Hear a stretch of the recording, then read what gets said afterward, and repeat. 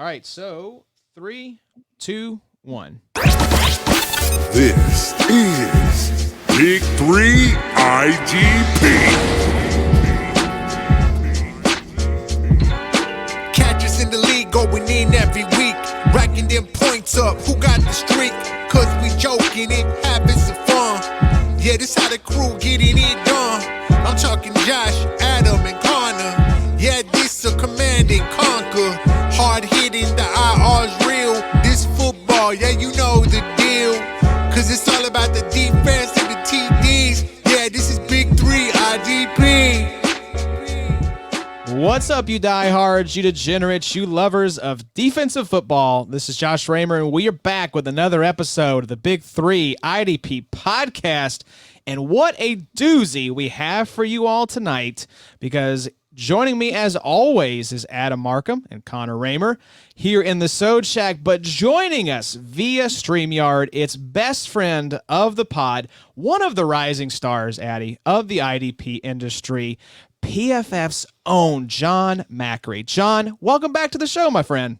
Yeah, thanks for having me back. I'm excited to be here. I guess this is the sequel now, right? So you guys liked me enough to have me back, and I'm definitely excited to be back. So, is this the Return of the Mac? That's what I was going to say. The episode title will be Return of the Macri. Hey, I'm ready to fire off that tweet. Yeah, he's going to say. I had to jump in here at some point and just have some type of, That's all Connor will contribute. That's it for the rest Connor's of the night. checking out. So my we'll conversation see you tomorrow. there. Definitely know that we had already planned that about a month ago whenever we scheduled this. Yeah. No kid. We let Connor have that, though. That was his morsel for this episode. But, Jon, we're excited to have you back. And we liked you enough not just to have you back on the pod, but to have you in our main league, the XFFL. You're like a couple months in at this point. How has it been with us degenerates there in our RSO league? It's awesome. Yeah, I love it. It's a great setup. I haven't used that platform before, RSO, Reality Sports Online. It's really fun. My team obviously is a bit of a stinker. Had to make some moves, but we're rebuilding and looking forward to the draft. But yeah, it's a great group of guys, and we're really we're making moves here. Yeah, it reminds me of Lauren when he was a little inebriated after the draft, giving the analysis of the auction hall and breaking down your team. He was breaking down the former owner's team's defensive end. He's like, what a great group of guys. It's just what can you say? What can you say? Just one of my favorite moments. He admitted afterwards he had no idea what we were talking about. So that is a great way to summarize our league mates as well. Great group of men. And we're excited to have you join us. Hey, good people just seem to find each other. That's right. That's not a Kentuckyism, in case you're wondering. We're going to be touching on, as we've teased on previous episodes and on Twitter, Jon, we're going to be looking at some IDP assets that are of particular interest for Dynasty. And what we're going to do tonight is look at their outlook, with a big part of this equation being the PFF grade. Is this player doing well? And does their future seem secure? Are they on shaky ground based on their performance this year? That's what we're going to dive into. But we've got a little treat, dessert, after the main course at the end of the episode. We're going to do a new segment anytime we have someone on from another country, which is basically you and Tom Kissenberry at this point. We're going to do a segment, Connor, that you came up with called Saying Swap. And we're going to swap sayings. Now, I think maybe there's been a little bit of a struggle to come up with some Canadianisms, but we're going to give you some Kentuckyisms. We're going to unload some of our favorites on you, and we want to see, first off, if you can guess what they mean, and then we're just going to check back in with you a little later to see, as you've used these in conversation, how it's made you seem more popular or more cool with those people that you know. All right, has it improved your standing, or have they looked at you like an idiot? Yeah. All right. Fair enough. Fair enough. I can tell he's excited about this one. So it's going to be fun. But yeah, we just have to compare, because we're good old Kentucky boys. We don't always show it, but we do have some sayings that are quite fun. So we'll get to those at the end of the episode. But Jon, we are really excited to have you on. It is we are on the eve of the fantasy playoffs. So give us a quick update before we get in here. Obviously, the Cleveland Steamers, your appropriately named XFFL team, not in the playoffs, but how are you doing otherwise in your various fantasy leagues? Pretty good. So the majority of leagues I'm in the playoffs. Some I just kind of squeaked in, and the other ones I've earned a bye week. We have PFF, like Superflex Devi League, that I finished first in. So trying to finish up that one, win that. That's a 16-team league. My home league, I snuck in. I have a 9-year playoff streak in that one, so just kept it alive. But probably going to lose in the first round this year. How many leagues are you in total, John? I want to say it's so weird that I can't remember off the top of my head, but it's like 12. That's like Addy. Yeah, it's me. Addy's in Exactly that. I made it in 8 of my 12. I had a bad year. I'm in 6 leagues, and I made it in 1. I made it in the XFFL. That was it. Damn, dude. I'm in 3 or 4. You're fired, Nice. dude. Connor. Connor was the only one of the big 3 who made it in our ESPN listener league, John. Yeah. You'll appreciate that. The Connor newbie. knocked me out, man. I'm He a did. shark, John. People just don't know. They think I'm just here for just an occasional laugh on the pod. No, my friend. No. He's one of these sharks we talk Little about. snake in the grass. That's right. Is that a Kentuckyism? I don't Yes, think so. I think other places in the world have snakes in the grass. So, Addy, let's Snake in the bluegrass. Now, that may be a Kentuckyism, even though it shouldn't be. Pretty good. Let's start off here. We're going to hit some quick news, and then we're going to get into the main segment here with John. But take us through, and John, I want to get your thoughts as well. Some of the quick news items, Addy, and then some of the waiver wire targets that tie into these news items. So let's kick things off here with the Steelers. Sure. So, I mean, last week we had a huge waiver show, so I'd recommend going back and maybe checking on that episode because there's still going to be a ton of valuable information in there. We know how that stuff goes. You know, these guys seep through all the time. You can always find gems on the waiver, it seems, in IDP leagues. Anyway, relevant ones for this week, Avery Williamson. Robert Spillane, RIP, seems like he may be out for a little bit with a knee injury. Avery Williamson came in and played like 60% of the snaps and piled up like 9 tackles. So I think I've talked about Avery Williamson every single week. I've done this pod. Keep that streak going. So like had to. Macri's playoff streak, the Avery Williamson streak is alive and well. Have to. So, yeah, it's here, and it's just in time for the playoffs, Josh. All right, thank you. I thought you were talking about a player named Justin, and that's why you went with the just in time. No, that would have been good, though. I'm not that good. You know that. Alex Highsmith. This is the guy that's filling in for our boy Bud.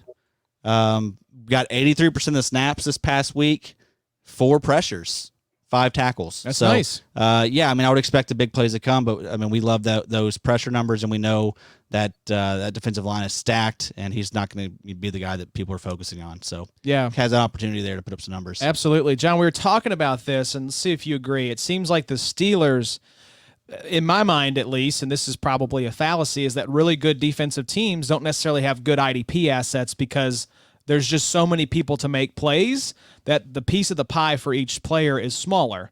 But it seems like the Steelers have kind of bucked that trend, and there's so many IDP valuable assets on that squad. Do you think that Alex Highsmith stepping in here for Bud Dupree could be a guy that is a valuable waiver wire addition for playoff-bound teams?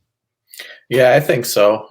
I put him in my waiver wire article as well, just based on opportunity, right? Like you said, he played a large number of snaps. I mean, he's playing on a great team to get those snaps too, right? They call them Blitzburg for a reason. They create good pass rushers, and they seemingly find them out of nowhere sometimes too. Like Highsmith, he's already one of the higher. He already has one of the higher pass rush win rates among all the rookies this year. So that's even slightly above Chase Young. I mean, it's on less snaps, but he's winning his reps. He looks good. And yeah, just based on volume too, like he's going to get tackles in the run game. He's going to be out there a lot and get like those 4 pressures are good indicators too, that he's winning his blocks and disrupting the quarterback. And, you know, through a dynasty lens, Bud Dupree, that contract's up.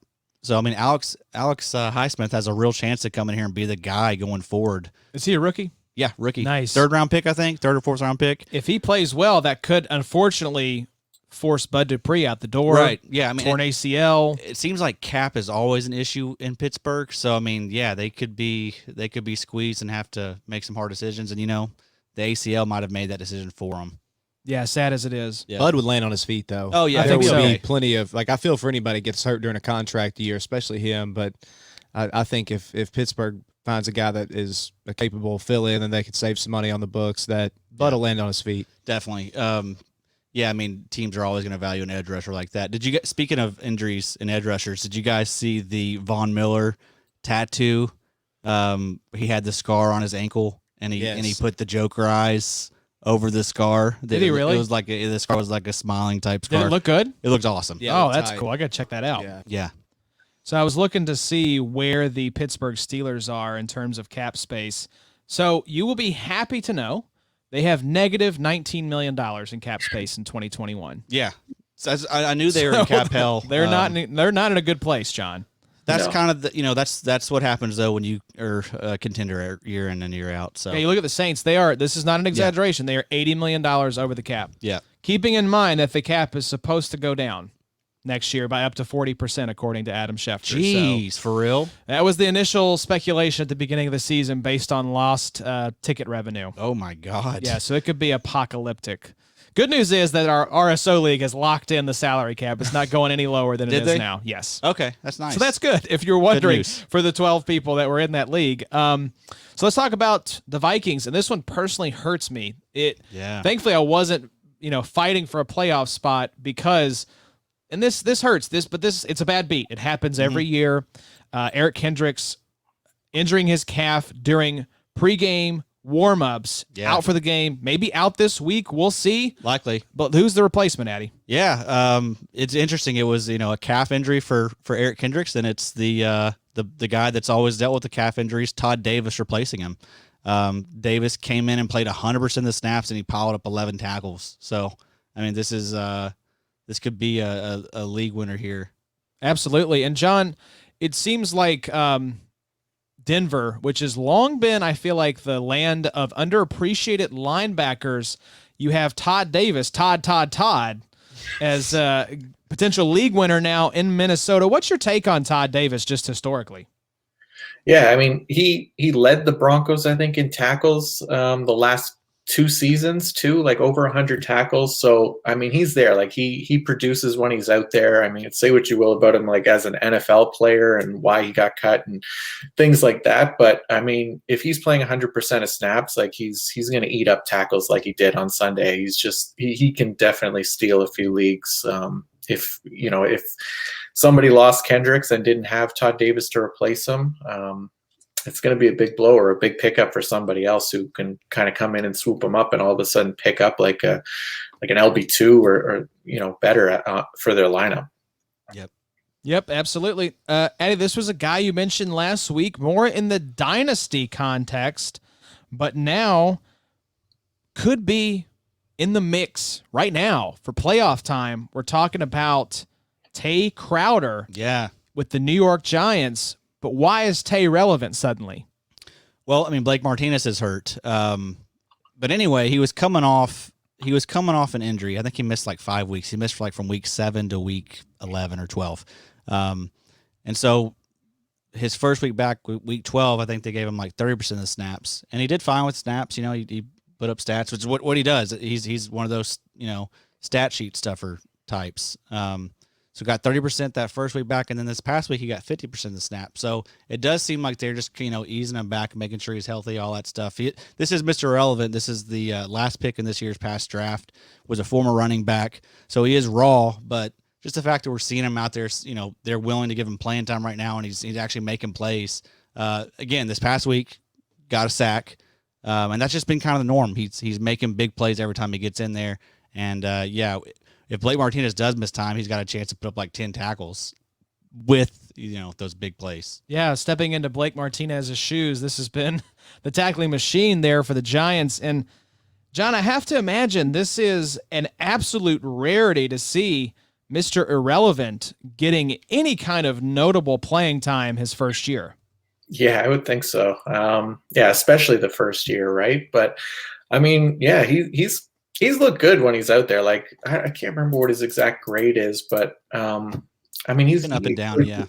Yeah, he played significant playing time at Georgia, who typically have good linebackers. So he would definitely be worth a waiver ad, and yeah, somebody to consider in Dynasty. I know Martinez he's signed there for a few years, but as a second linebacker, they don't really have any other great options. I mean, they brought back David Mayo this year, and like guys like that just aren't going to live up to a Blake Martinez LB2.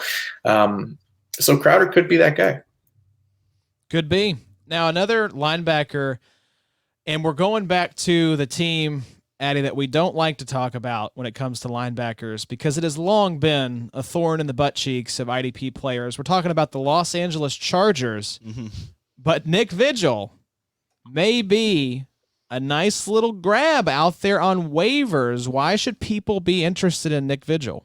I mean, we'll see. It's tough to, advise people to pick up any linebacker for the Chargers that's not Kenneth Murray. But, yeah, I mean, he's put up 17 tackles in his last 2 games, got 100% of the snaps this past week. There's, definite risk there, with the usage because they do wonky stuff, it seems, with the linebackers, as we all know. But, yeah, I mean, that's a solid option and deeply, he's one of those guys that is probably out there on waivers in just about every single league, even in dynasty leagues. Oh, absolutely. Should be. Well, let's roll through to this last news item here, and it's a name, a bit of a blast from the past, and the reason we're bringing it up, Connor, is that unfortunately the Jets rookie safety Ashtyn Davis went down with an injury. So the next man up, a former Colt. Who are we talking about here? Talking about our guy, Matthias Farley. He was a Notre Dame guy, came to Indy, played for the Horseshoe for a little bit. He was more of a special teams guy, obviously, at the time, and couldn't really crack the field there with Clayton Gathers and Malik Hooker getting a lot of PT, and obviously was out of there before this new regime was there. But, yeah, going to get a chance there for the Jets. Obviously just lost his defensive coordinator, so RIP to Greg with 3 Gs. That's right, with the all-out blitz call. Cover 0. Cover 0. And it's hilarious. I don't know if you guys have seen this. We'll have to add it to the social media if not, but there is a clip of him signing like autographs in the off season, and somebody's like, "What's your favorite play?" And he's like, "Cover 0."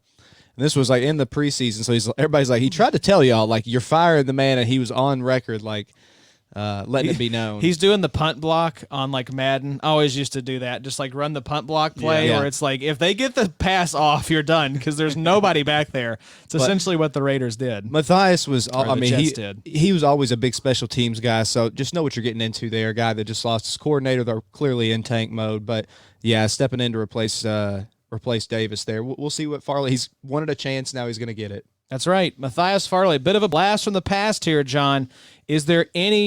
Are you interested at all in, and it's contextual, obviously, but any interest in Nick Vigil or Matthias Farley? Yeah, I would be. So for Vigil, again, like he's going to be, a high volume guy. He played a ton of snaps in replacement of Denzel Perryman and Kaiser White, right? Like you say. So, again, opportunity leads to production. So Vigil would be a guy that I'd want to have just as depth. You never know what could happen. It's the fantasy playoffs. You don't want to take any chances, right? Especially at a position like linebacker. So I would definitely add Nick Vigil. And then, yeah, Matthias Farley.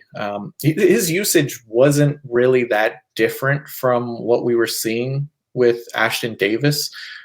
He didn't put up the production that Davis did, but he was still getting those box snaps. He even rushed the passer 7 times, and that was in replacement of Davis. On his 34 snaps, he still got in 7 pass rush attempts. So it's interesting. Farley would be an interesting one for me. Probably somebody I'd grab given how the Jets safeties have performed this year. Yeah, and Ashtyn Davis, a guy that we'll be talking about here on your list, which brings us to the main course, John. The reason we wanted to have you back on is a lot of teams. I thought you set it up very well on Twitter when you said, unfortunately, it's just the nature of fantasy football. A lot of teams in dynasty leagues specifically are out of the playoffs. But because of the way that league is set up, the fantasy season is not over when you're in a dynasty league. You need to stay plugged in to what's happening here at the end of the season. And this is a good time to start looking forward. And so that's what we're going to do. We're going to look forward by looking back, and we're going to look back at the performance. I think you have 15 to 18 players here, different experience levels, different positions. What kind of guys, what was your thought process like as you were putting together this list of players for us to talk about? Yeah, so for Dynasty, I always like to try and skew younger, obviously. They're guys that you're going to have on your team for a few years, most likely. So you don't want guys that are, a little bit older. You're obviously not looking at like a Phillip Rivers or something like that at quarterback, or, even like a Justin Houston as an edge rusher, right? So you want to look at those younger guys. So that's what I was trying to do, just compile a list of a lot of rookies for sure. And some second and third year guys as well that are kind of coming up or maybe haven't looked as good in their early years. Yeah, absolutely. I think when we were talking, the initial thing was like, I want guys that have some question marks. Mm-hmm. Because question marks for various reasons. It could be they've played well, but they're young. Right. It could be that we expected more and they've disappointed. Now, I think you said a lot of these guys you are going to skew positively on, but there are a few that you're throwing up the red flashing lights and saying, buyer beware when it comes to Dynasty. Is that right? Yeah, I think so. There's definitely some bigger red flags for some of the guys, some of the bigger names too, I think. And so we'll we'll have a look at those for sure. Well, let's kick it off here. And I don't know. I feel like we may be skewing negative off the bat. Probably not. But if you are going to go negative, Jon, we do have to give a triggered warning for our boy IDP Bob, because the first player we're talking about here is one of his beloved linebackers from the Arizona Cardinals. We're talking about Isaiah Simmons. Looking back, what have you seen from Simmons in his rookie year? Yeah, so for Simmons, it didn't start off great, right? They threw him out there in the first game, and he got burned in coverage a few times, right? So he didn't grade well at the beginning of the season, and a part of that is just being a rookie. This is seeing your first NFL action, no preseason, not really a training camp to kind of work off of. So he gets kind of thrown into the fire right away, and he looked like a rookie for sure. He didn't look like that top 10 prospect that he was drafted as. But I think it's gotten better. So I actually, for the sake of Bob, we are skewing a little bit more positive for Isaiah Simmons. Thank God. I was worried. I didn't want to get frozen out from IDP Bob because we talked negatively about his baby. Yeah, we don't want to upset Bob, but so I mean I'm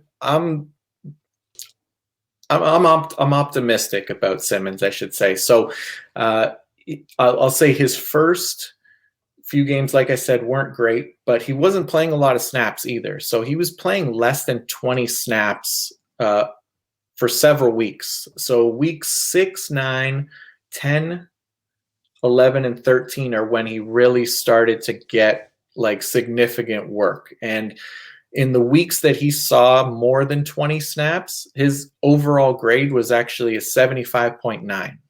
Which is pretty good. And can you explain for folks at home, because I was trying to remember the conversation that we had. I think of it sometimes like a school grade, where like a 50 or a 60 is not good. Like that is well below average. But how does that bell curve look for PFF grades?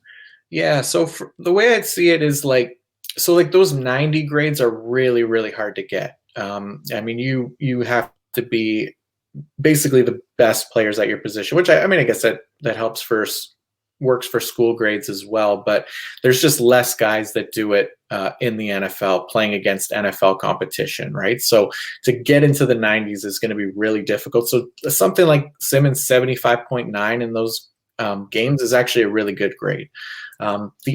The average grades are, they're like 60 to maybe low 70s. So for example, like those weeks that he played less than 20 snaps, his overall grade was like a 40. It was 40.1. Okay, so that wasn't good. That's something that, is more of a red flag for as far as the grading process goes. But being up in the 70s, 80s, obviously 90s is where we're really looking for like those elite players. But a lot of guys end up in the 60s around there. Gotcha. So Simmons, in the games when he actually played more than just, a handful of snaps, was grading out, I think you said in the 70s? Yeah, 75.9. That's pretty good.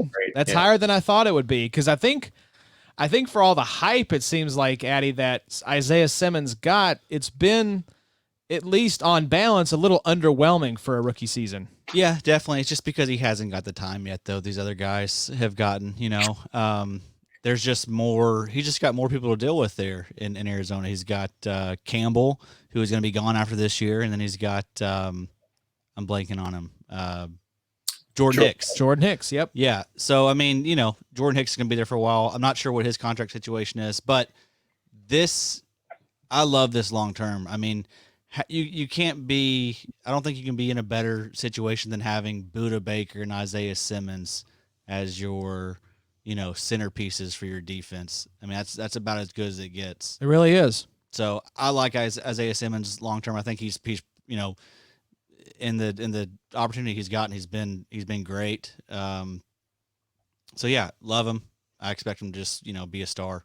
And I love it. We're keeping the train rolling with another rookie linebacker. Yeah, we got to talk about this. Was the big debate. Isaiah Simmons or Patrick Queen. Macri, how's Patrick Queen looking?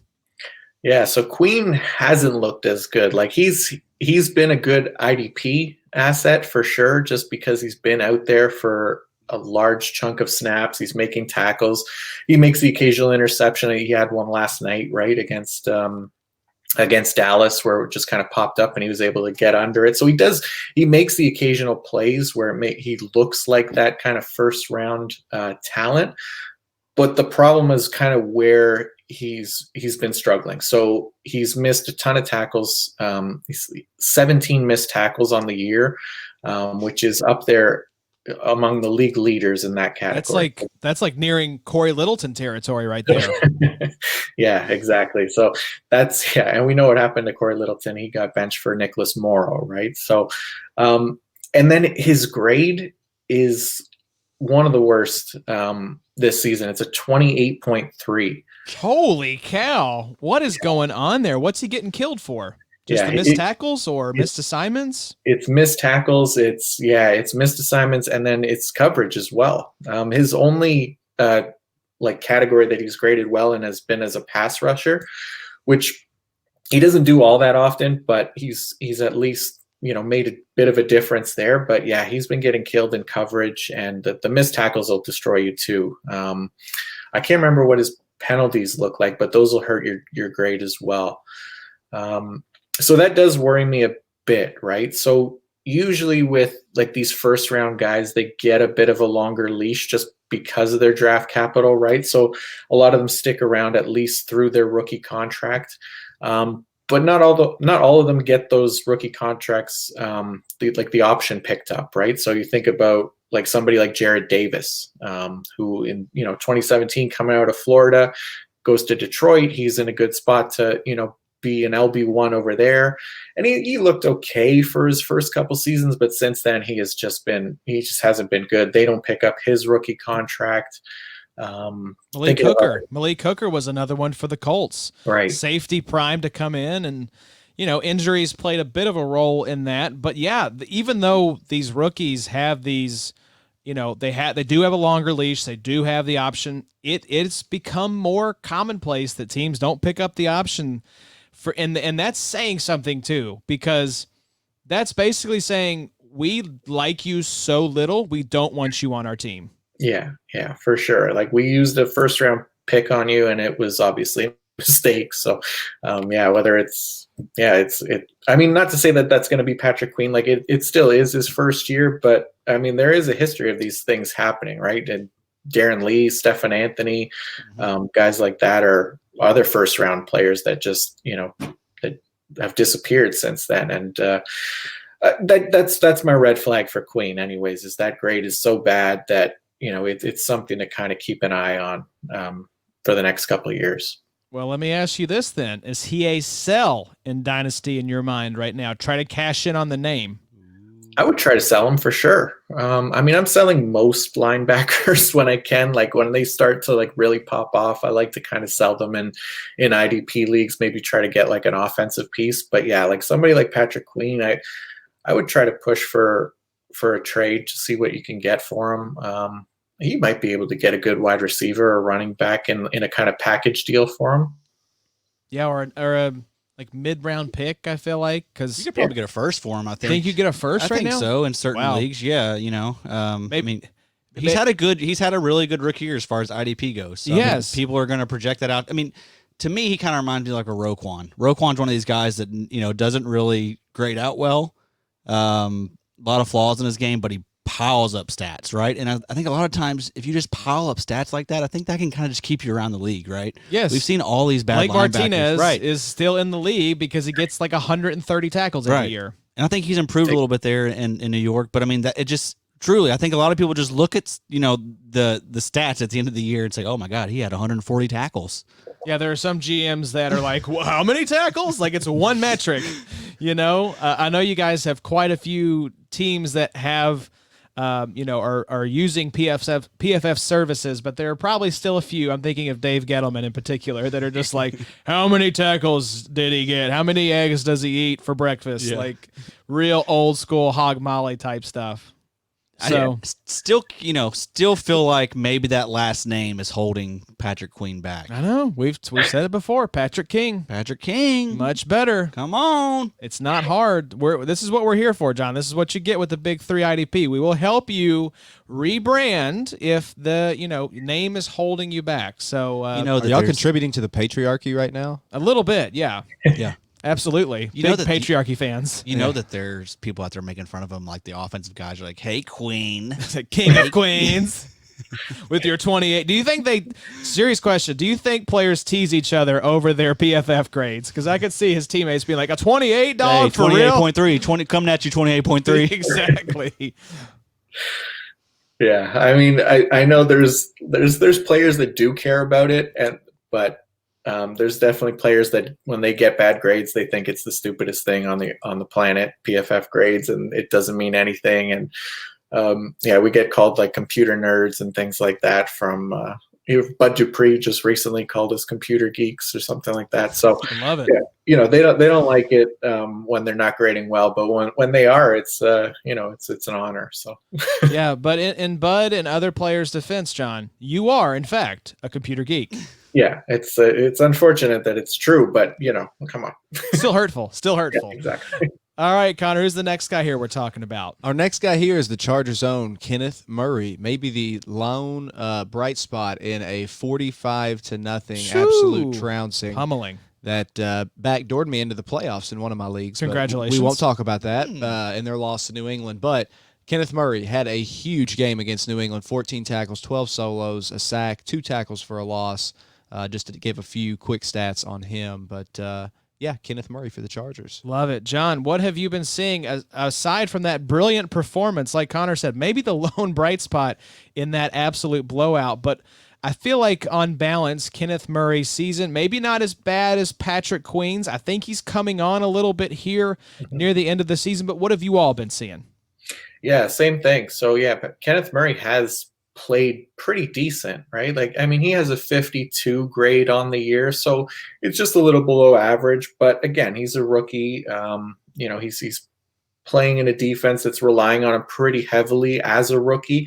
But he's been okay, and he's been a really good IDP as well. So for Murray, like I wasn't as high on him coming into the season as somebody like Patrick Queen, because I didn't think the opportunity would be there for the Chargers defense. Like they did like to rotate their linebackers around quite a bit, but he's kind of stuck in there, mostly playing 100% of snaps on most weeks or close to it. So I do like him. Just thinking about like guys that are around him that really aren't like a major threat to replace him either, right? So Kaiser White has been good. I think he probably will stick around. But again, Murray is likely going to play just either alongside him or maybe a little bit more than him. But Denzel Perryman, kind of just a guy. He's been around a while. I don't really see him replacing him. And then, you draft a linebacker in the first round. You're probably not going back to that well anytime soon either. So he's going to, again, likely be safe for a few years and get a chance to kind of improve and play a little bit better. So, I'm a fan of Kenneth Murray. I would be buying him a little bit more and maybe selling Queen. You might be able to get Murray for a cheaper price. Yeah, he's probably my rookie LB1 right now. Wow. I mean, just in terms of, long-term outlook, like John said, I don't see competition there. I mean, you have, Nick Vigil, Denzel Perryman, Kaiser White. These are all Jags is probably not fair for all those guys, but they're just close to replacement level players. Yeah. The studs on that defense are Derwin James, Kenneth Murray, and Joey Bosa. Those are your building blocks for the foreseeable future. And Murray seems like one of those types is like a natural leader. Absolutely. Going to be one of those guys that energizes the defense. So yeah, I agree. I think he's pretty safe there. I know we've had the struggles the last 3 or 4 years with that defense, but Kenneth Murray is going to be the mainstay there. They've got some pieces to build around. I don't think it will be Anthony Lynn coaching that team in 2021. No more Lynn, no more Melvin Ingram. Yeah, Melvin Ingram. But great pieces, at every level of that defense. Absolutely. Let's keep it rolling here. A linebacker that maybe is a little bit under the radar, unless you were really plugged in around draft season, John, is the Seahawks' Jordyn Brooks. Obviously, you have the immortal Bobby Wagner there holding down that Seahawks linebacking core. But tell us what we should be thinking or doing if you are a manager of Jordyn Brooks. Yeah, so Brooks was one of the first names that came to mind, like when we were talking about this segment, just because I think he's, like you said, definitely under the radar. Even this season right now, like he was drafted in the first round, but he's kind of been forgotten about a little bit since. He still plays a decent amount, but not enough to be like a starter week to week in your IDP lineups, right? So my thoughts on it were that he was kind of brought in to be the potential replacement for KJ Wright. KJ Wright's been on the team for like 10 years now, something like that. So who knows? Like maybe they bring Wright back just because he's been a longtime Seahawk, but also maybe not. Like you said, the cap situation is getting a little sticky.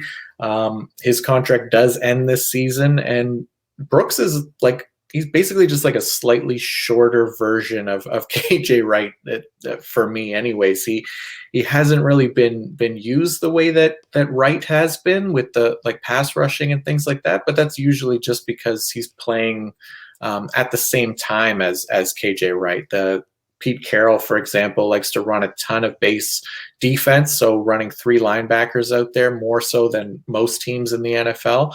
So there's always the opportunity for at least 3 linebackers to be on the field. It's just Brooks is usually the guy that kind of subs in and out a little bit more. Yeah, I remember you mentioned the KJ Wright being, Jordyn Brooks being a shorter version of KJ Wright. And it's funny you bring that up.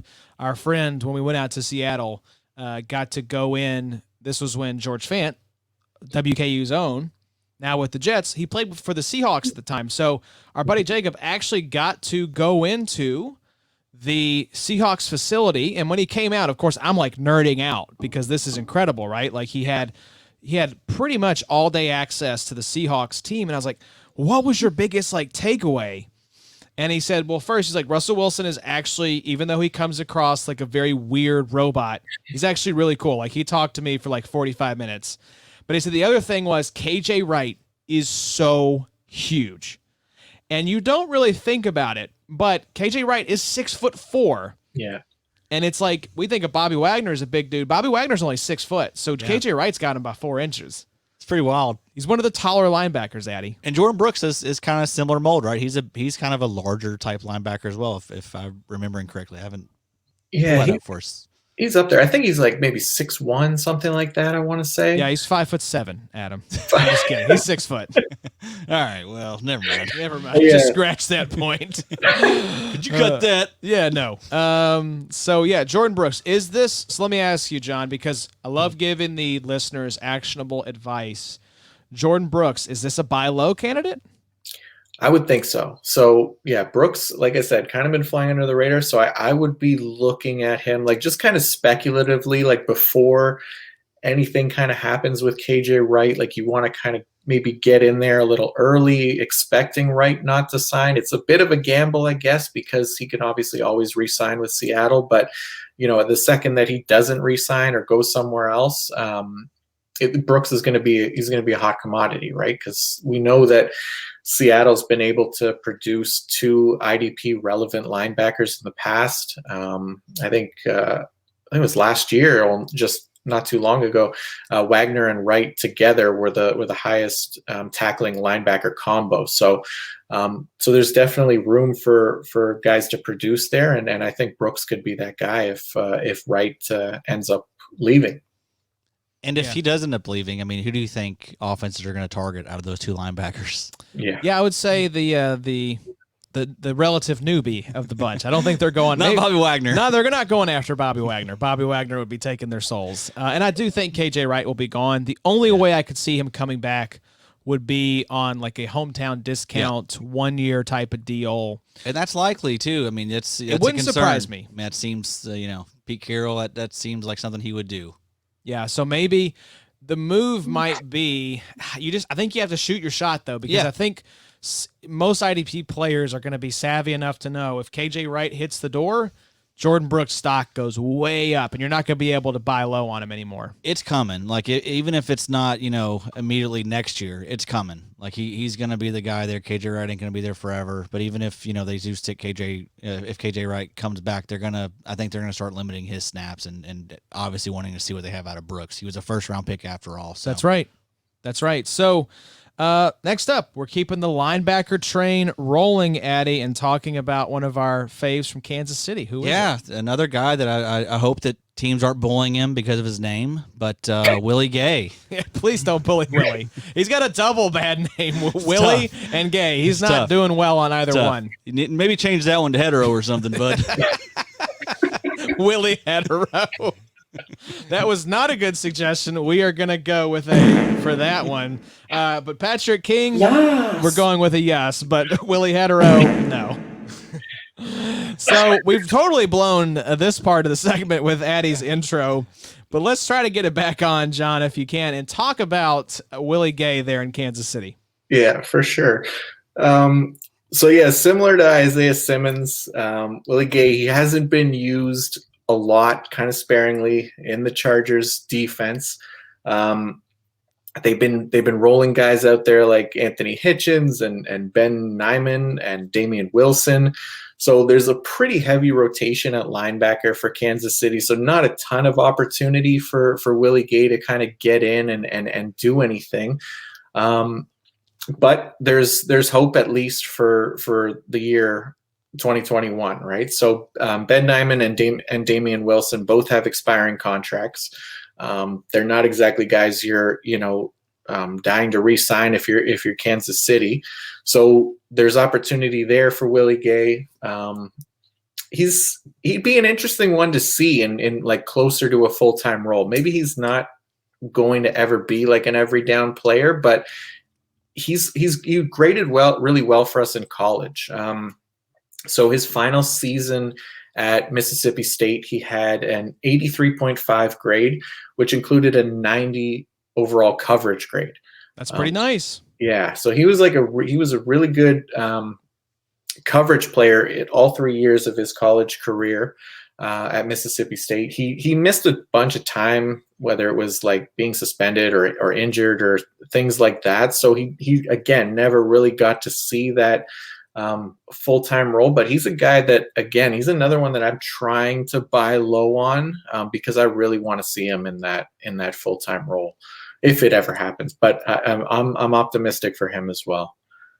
Yeah, I'm totally with you on that one. I mean, what was appealing about him before the year, like you kind of touched on, there wasn't a lot there in front of him. But Kansas City obviously values those veteran guys there right now. But yeah, Willie Gay going forward, I think he's gonna get, he's gonna be the guy. We always kind of trust their talent evaluation there in Kansas City. They've been so good at finding guys on both sides of the ball. I think Willie Gay is going to be another one of those types. It's just going to take a little bit for him. He was kind of a project type anyway. I think we saw his ADP kind of surge in the rookie drafts. So I think there's going to be likely disappointment from some of the guys that drafted him, maybe, higher than they should have. Good chance to scoop in or swoop in and get him on the cheap. Exactly. Yeah. I think Jordyn Brooks and Willie Gay, those are probably the two best targets to at linebacker. Yeah, two best buy low candidates right now. Patrick Queen, sell high. I love it. Let's switch positions though, John, and talk about defensive end. And Connor, who's this first guy we're talking about? First guy here is a household name already. Potential defensive rookie of the year, Chaisson. I don't know if there's any potential about that, although I think it's a debate right now. I really do. John, I want to get your take on this as part of the discussion. But could it be our boy Julian Blackman? No. It's either Jeremy Chinn or Chaisson, right? Yeah. Gotta be. John, what do you think? Yeah, I think it's going to be Chaisson, but I mean, like you guys said, people love to look at those stats and things like that, and they might see okay, he only has 4 sacks right now, and that could go up too. But that Jeremy Chinn game where he returned 2 fumbles for a touchdown, I think it was just a couple weeks ago. That's going to be huge for his defensive player of the year stock for sure. But I think it should be hands down Chaisson. I don't think anybody's performed as well as he has as a rookie. He's our highest graded rookie right now with a minimum 250 snaps. So there's a cutoff because guys who come in and play less, they can make a couple plays and all of a sudden surge in the grading. But that's why we like to have those kind of filters. So he's a 78 overall, which is a really nice grade, especially that for is nice. Yeah. So yeah. Hopefully, I mean, there was the expectation, with him coming out of Ohio State, with Nick Bosa blowing up like he did right away last year, that this was going to be kind of more of the same. And I mean, to a degree, he's looked like an NFL player right away, but he hasn't had that production that we've been looking for in IDP because the lower sack numbers. And he's got 23 total pressures, which is good, not great, but he's been disruptive. There's no denying it. He looks really good when you actually watch him. Yeah, he's the focal point of that defense, it seems. Yeah. I mean, I've already seen him get double and triple teamed. He kind of gets the Aaron Donald treatment sometimes. So yeah, I mean, I think that's the reason why we've seen that defense take a big step up this year, is because they added Chaisson onto it. Yeah, they've stabilized the quarterback with Alex Smith.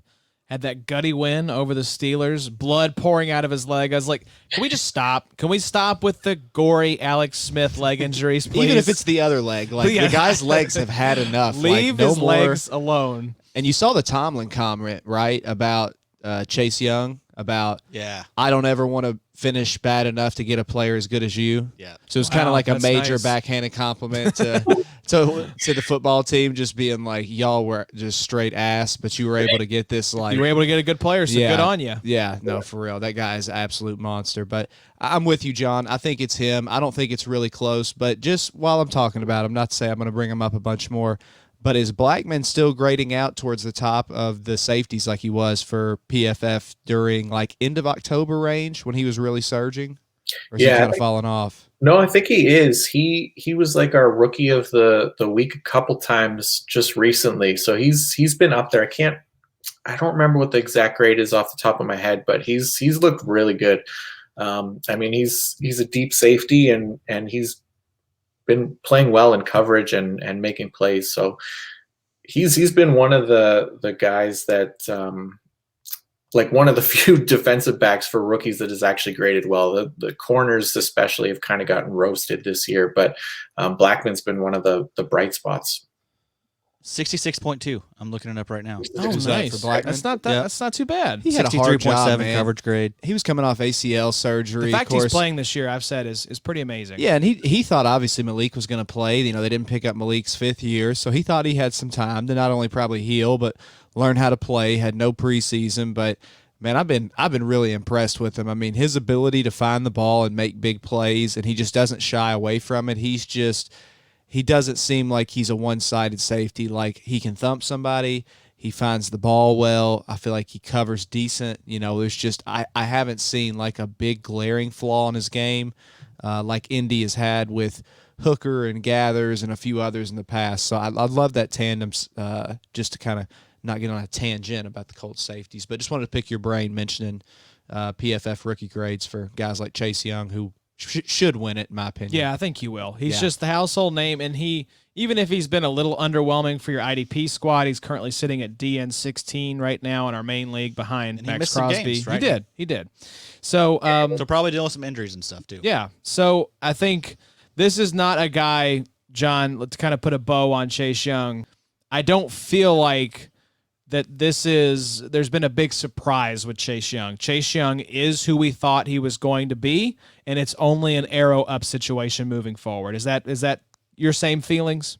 Yeah, for sure. I think so. I mean, if anybody was expecting him to do like the Nick Bosa thing, it's kind of unreasonable, but yeah, he's looked really good. And actually, I kind of had a question. I put a couple of these together for you guys. So like a kind of who would you rather have in Dynasty, regardless of like contracts or anything like that going forward. So Chase Young or Danielle Hunter. Chaisson. Gotta be Chaisson. Yep. Yeah. I think so. Just young. And could be the defensive end one. Yeah, for the next. he's 22. Yeah. You know, Hunter's old ass 26 now. Yep, coming off what was his neck or? Yeah. Did you say old ass 26? What does that make us in our like early 30s? Oh, we're decrepit, brother. We're ancient. We're skeletal.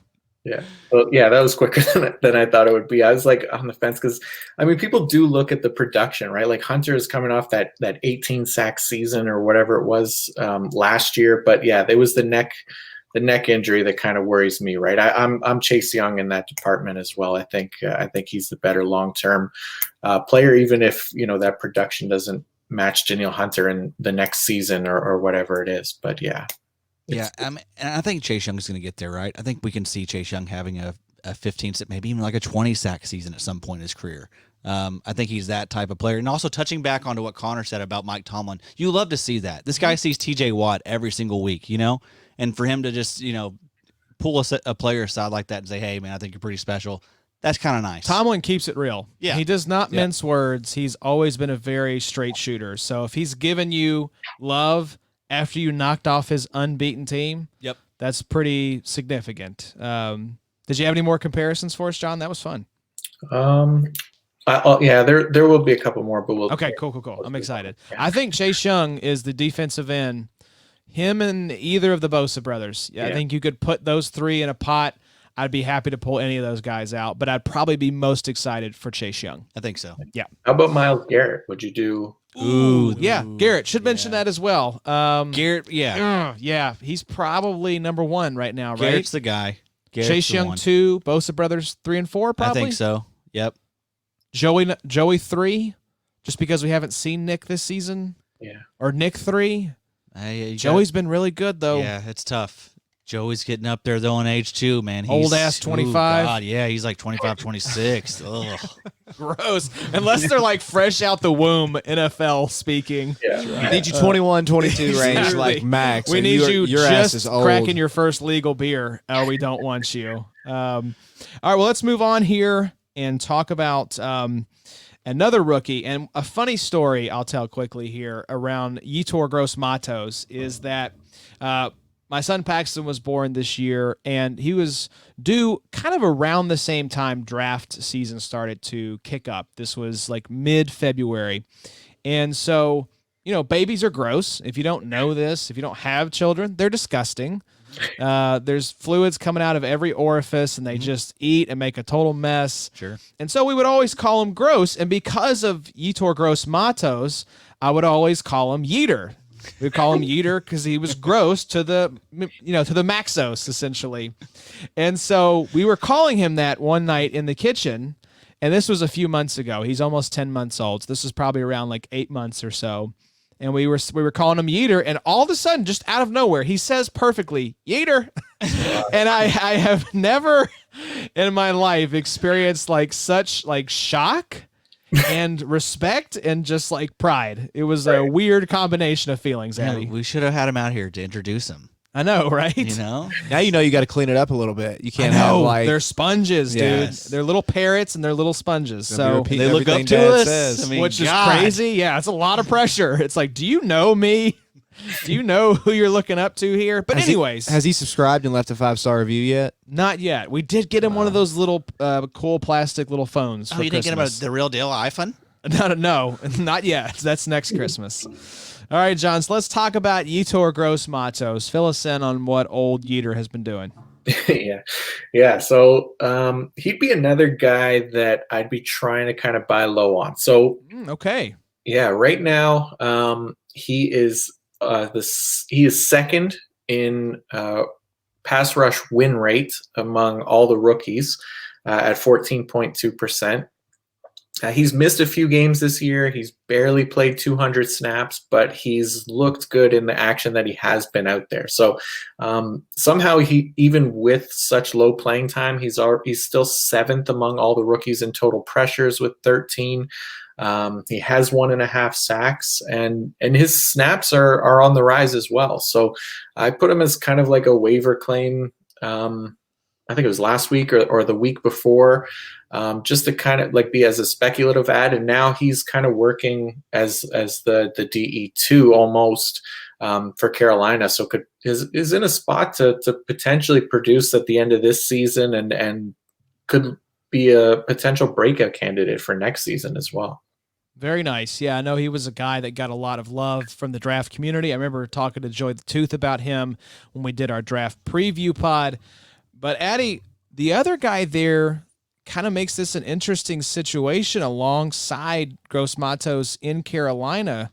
Who's the other guy on the list here we need to talk about? Yeah, Mr. Brian Burns. Mr. Connor? Burns. Mr. Burns, release the hounds. Excellent, Smithers. So, man, I mean, he's really enjoying a breakout year.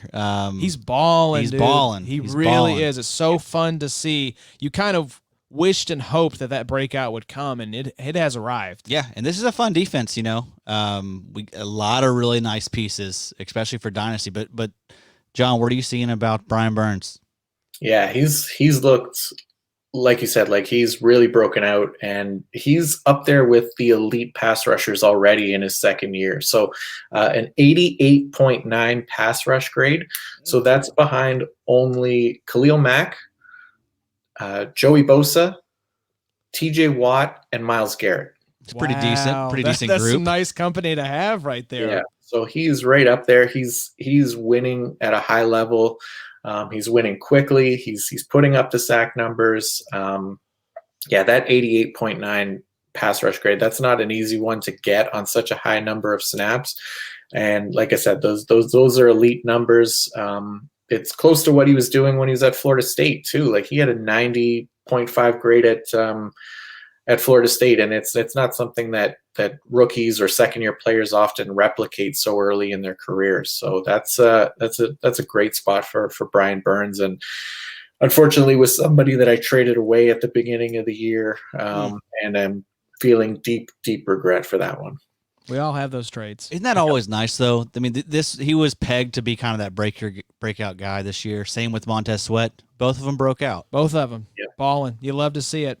And so, John, let me ask you this. I'm always curious when two guys on the same team playing the same position for IDP purposes, you'd have no problem going after either Gross-Matos or Brian Burns. Them kind of being on that line together doesn't scare you off one versus the other at all?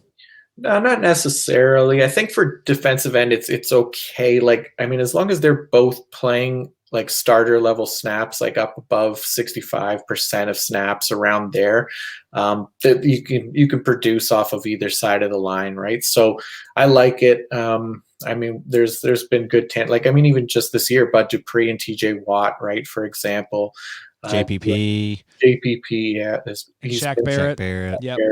Zadarius Smith, Preston Smith last year, right? So guys like that, that can definitely produce and be starters in your lineup on the same team. I love it. So let's keep it rolling, Connor, and go out to your favorite city on the whole planet, Las Vegas. Who's our next guy on the list? I'll still occasionally call him Oakland. I think that's going to be a hard. Yeah, it's a hard thing. I have to really stop and think about it. And they were once the LA Raiders as well, That's too, correct. right? So they're LA, Oakland, now Las Vegas. That's right. Like span of like 3-4 years. Yeah. Yeah. They've been bouncing around a little bit. So Yeah, I mean, they were Oakland for a while. Now they're Las Vegas. Yeah. But So- we got former Clemson Tiger, Clelin Ferrell, just to take a look at the big game he had coming back off the COVID list, if I'm not mistaken, in the last few weeks. Had a great game against the Jets where they almost lost, obviously. So, Yes.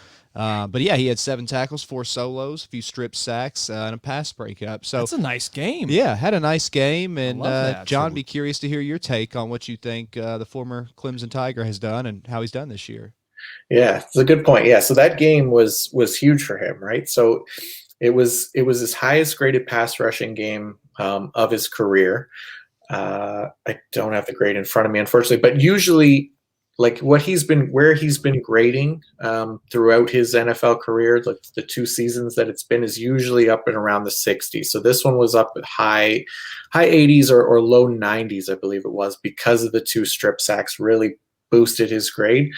So for me, Clelin Ferrell is not really a guy that I'm looking for, right? So it was just kind of one game. Like those were his first 2 sacks on the year, I believe, too, right? So it's not like he was kind of putting up high pressure numbers or, coming close. He's kind of been a disappointment, especially if you consider his draft stock and some of the other players that went in that draft, the 2018 draft. 2019 draft, yeah. Yeah, Sorry. it was last year. Yeah, Yeah, this is his second year. Yeah, so 4th overall. He went ahead of guys like Brian Burns, like Josh Allen, Chase Winovich even, right, who have kind of actually looked pretty good, especially when you consider like what Brian Burns is doing in year 2 compared to what Clelin Ferrell's doing.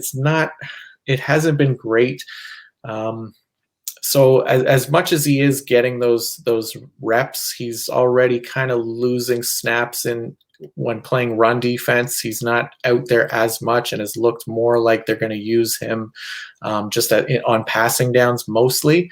And even when he's out there, it hasn't been a lot. So we also got to take him at they were playing the Jets, right? Yeah, hopefully you do some damage against the Jets. Yeah, He will have a chance just as like an outlier here against Indy this week, because we got, instead of this traditional strongman offensive line, we're going to have a little bit of a ragtag bunch with Ryan Kelly's hurt. Quentin Nelson's been dealing with an injury all year. I'm sure you've seen the slide on how far he's regressed from his all-pro standard to a really subpar year. Then you've got Costanzo out. They're down to Chaz Green, the third Raven string. Clark tore his Achilles. Torn his Achilles. So you're down to a third-string left tackle, a hurt all-pro left guard. And Phillip Rivers yeah. with a torn plantar fascia plate or something, like a really bad turf toe. Yeah, they said they're going to have surgery on that plate, I think, in his toe. I don't know all the specifics, but they said obviously anytime you have something in the toe, I feel like, no medical degree, but I feel like that's a big deal, especially when you're older and less mobile. But I say all that to say, like, he could have an opportunity teed up, and I hope he doesn't. I love hearing you say, John, that you don't feel confident in him, especially playing the horseshoe. But just leave that in the tickler file there if he comes out and has a few big passing down sacks against old man Rivers while he's kind of gimping around. Yeah, the slowest quarterback in the NFL, now being even slower, is not a great recipe behind a patchwork offensive line. But to your point, John, you're right. The first 2 sacks for Clelin Ferrell came in that game against the Jets. He had 29 points in that one game. The rest of the season combined, he has 42 points.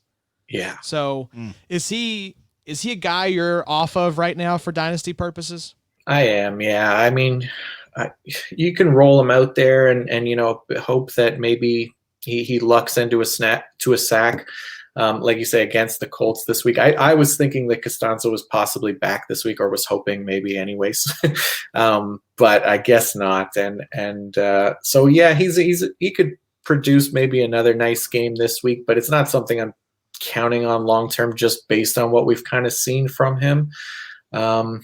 So yeah, so he's another one that I'm not really sure what to do. And like, I might add him if I own him, kind of put him in as like a throw-in player in a trade that you're close to making, and need something to kind of push the trade over the top. I think like a Clelin Ferrell would be like a good name to kind of include in a trade to kind of get him out and also get what you want in return. So yeah, people see number 4 overall pick in the 2019 draft, plays a high, point position at defensive end. Yeah, it's a good way to contextualize that. Is it's a nice piece to help move a deal across the finish line.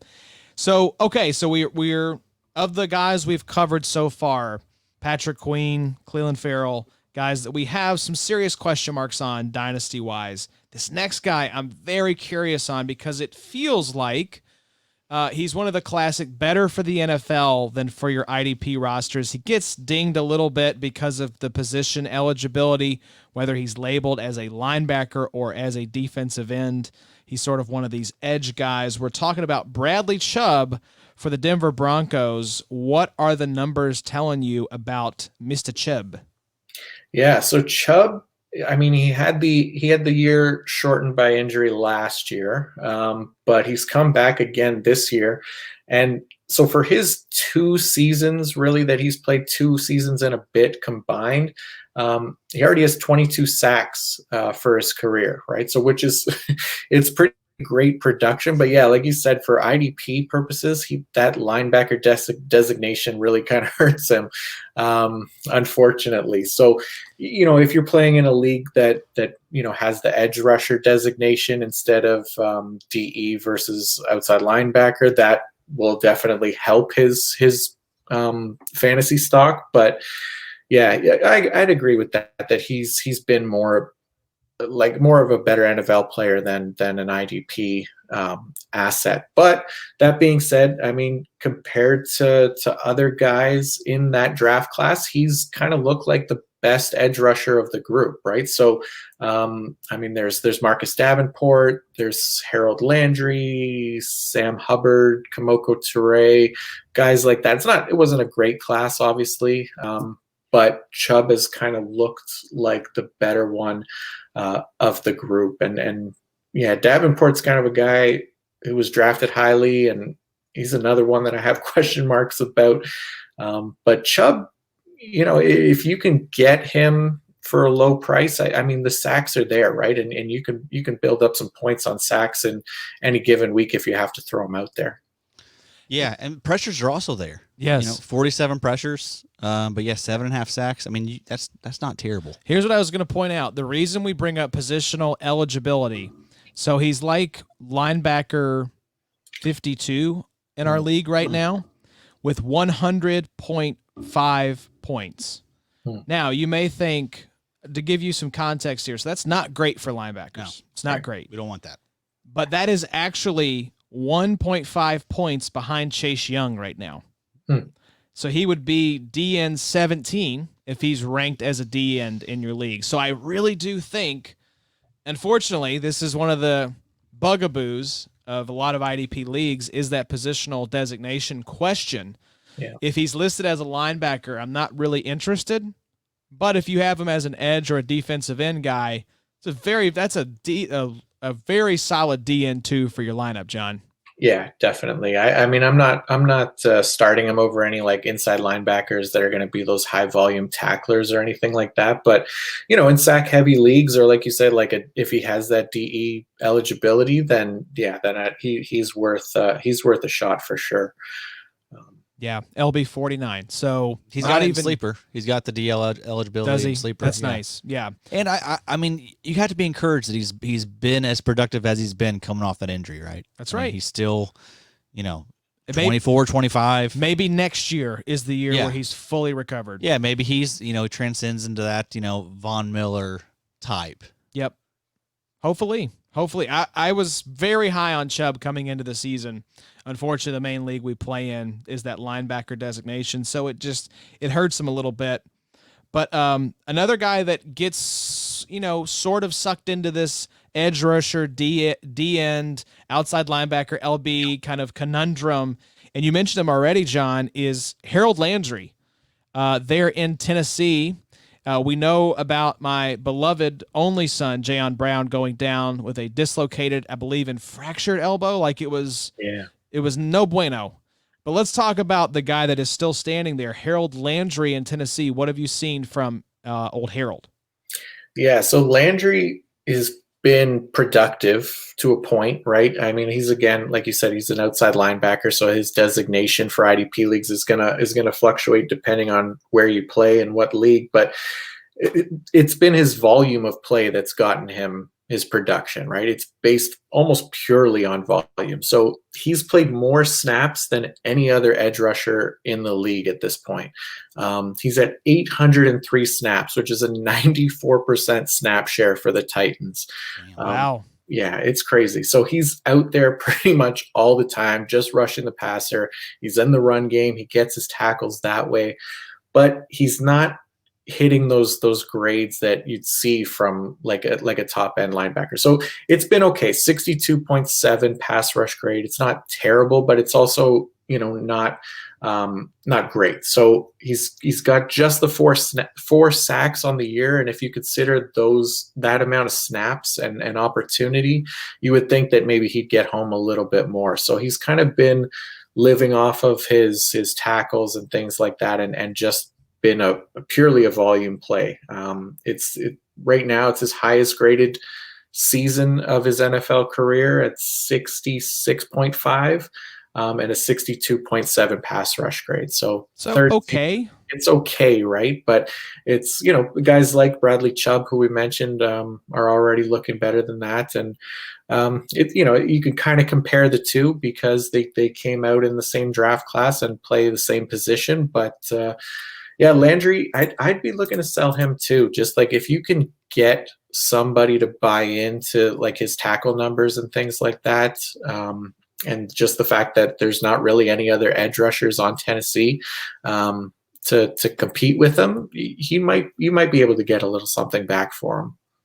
Yeah, I was gonna ask Addy, in a hypothetical scenario, both players being equally desirable for your roster construction, do you want Bradley Chubb or Harold Landry?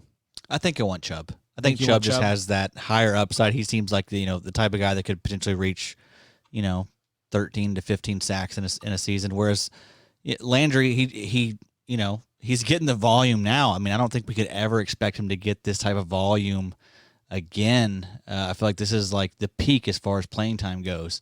And he's not doing that much with it, right? The pressures are like 38 pressures, and he has like 4 sacks. Yeah. That's just not enough for someone getting that type of playing time. Yeah, he's outscored Chaisson in our league, but on an insane amount of volume. So it's a perfect time to sell this guy. Yep. Agree. Yeah. Yeah, for sure. Go again. Oh, Connie. was Sorry I about was that. I on mute there? Yeah, sorry. Well, y'all probably should mute me, truth be told. No, what were you saying? I was saying, I said, I would say I feel bad for Titans fans with Robinson having some GM moves blow up in their face in the offseason with Vic Beasley and then Jadeveon Clowney. What a bust. I mean, you really kind of put chips on the table there. And, Harold's been asked to carry, I guess, a pretty heavy load because, the Titans pass rush has kind of been, in my opinion, an Achilles heel. I mean, I feel like that's what they were looking at those two to kind of help supplement with Landry. And Vic Beasley just kind of come in and was like, nah. Yeah, I'm what good. exactly happened? Was it injury so No, much? Or I just think like, he did not want to. to. I think he just had instant regret. As soon as he signed that contract with the Titans, he was like, no, I don't actually want to do that. And I think I read Adoree Jackson is finally practicing after his phantom absence, where he's been gone all year and not really commented much on what's been going on. Strange. Yeah. Weird Odd things times in Tennessee. Weird things in Tennessee. Good point to bring up, Connie. Everyone's all bummed out from the Rona. I know. Right. No Broadway and honky tonks That's there, right. boy. Connor, so I asked Addy if he'd rather have Bradley Chubb or Harold Landry for his team. Would you rather, in a hypothetical world, be named Harold or live your entire life with a half Chubb all the time? I don't mind the name Harold. I would go by Harry. Wouldn't you? Really? You would go from Harold to Harry? Probably, because you gotta you can't let people hurt you with stuff. So you got to just get out in front of it and self-deprecate and just be like, yeah, I've already hurt me.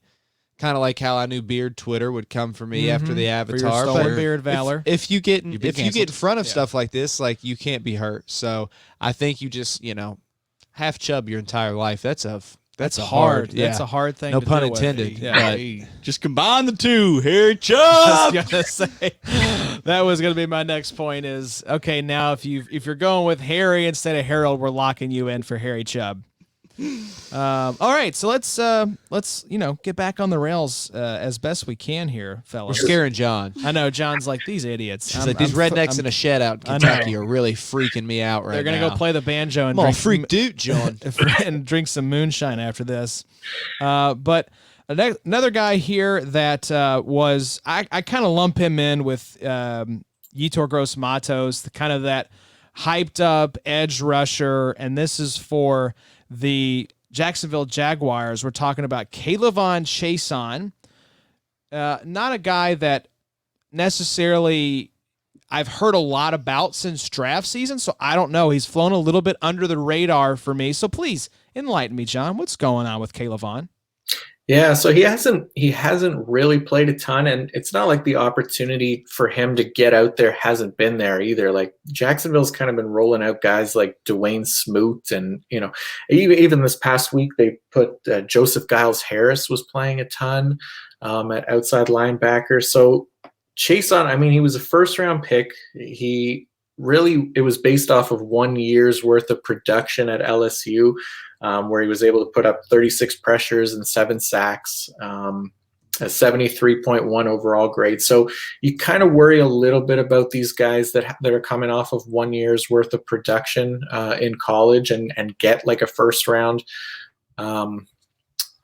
grade and end up going in the first round. But he does have some tools, like some pass rushing tools. He's possibly a project player, but right now he just hasn't shown it. So only 1 sack, 15 pressures on like over 400 snaps, and a 46.9 overall grade. So definitely below average in all those categories. And people expected him to just come in right away, be the starter across from Josh Allen and put up decent numbers, at least in his first year, and it just hasn't been there yet. And I think he might be one that takes a little while if we can get something out of him. So this is always a question that I wrestle with because I tend to, just the way I play Dynasty fantasy football, value guys who have proven production. I'm not a big guy in terms of taking on projects. I don't have the patience for it. It sounds like, John, this is a guy we're going to have to be patient with if we have him on our rosters. Yeah, I think so. I mean, if you're in that mindset, right, where you don't want to wait for guys, and I don't blame you. I don't like to do it either, especially if you're in kind of like a win now mode. It might take a while for us to kind of see what made him a first round pick, right? So there are guys that, it takes a while, like Eric Armstead, for example, took a while to kind of break out. He had that at 1 year and then has kind of gone back down to being what he was in his previous years. So we might get more lower production years out of Chaisson and then a couple outlier years here and there, but it's hard to say right now. But yeah, it might take a while, and I don't know if I want to wait it out. Yeah, maybe a good guy to flip to a rebuilding team, someone that knows they're 2, 3, 4 years away from really contending.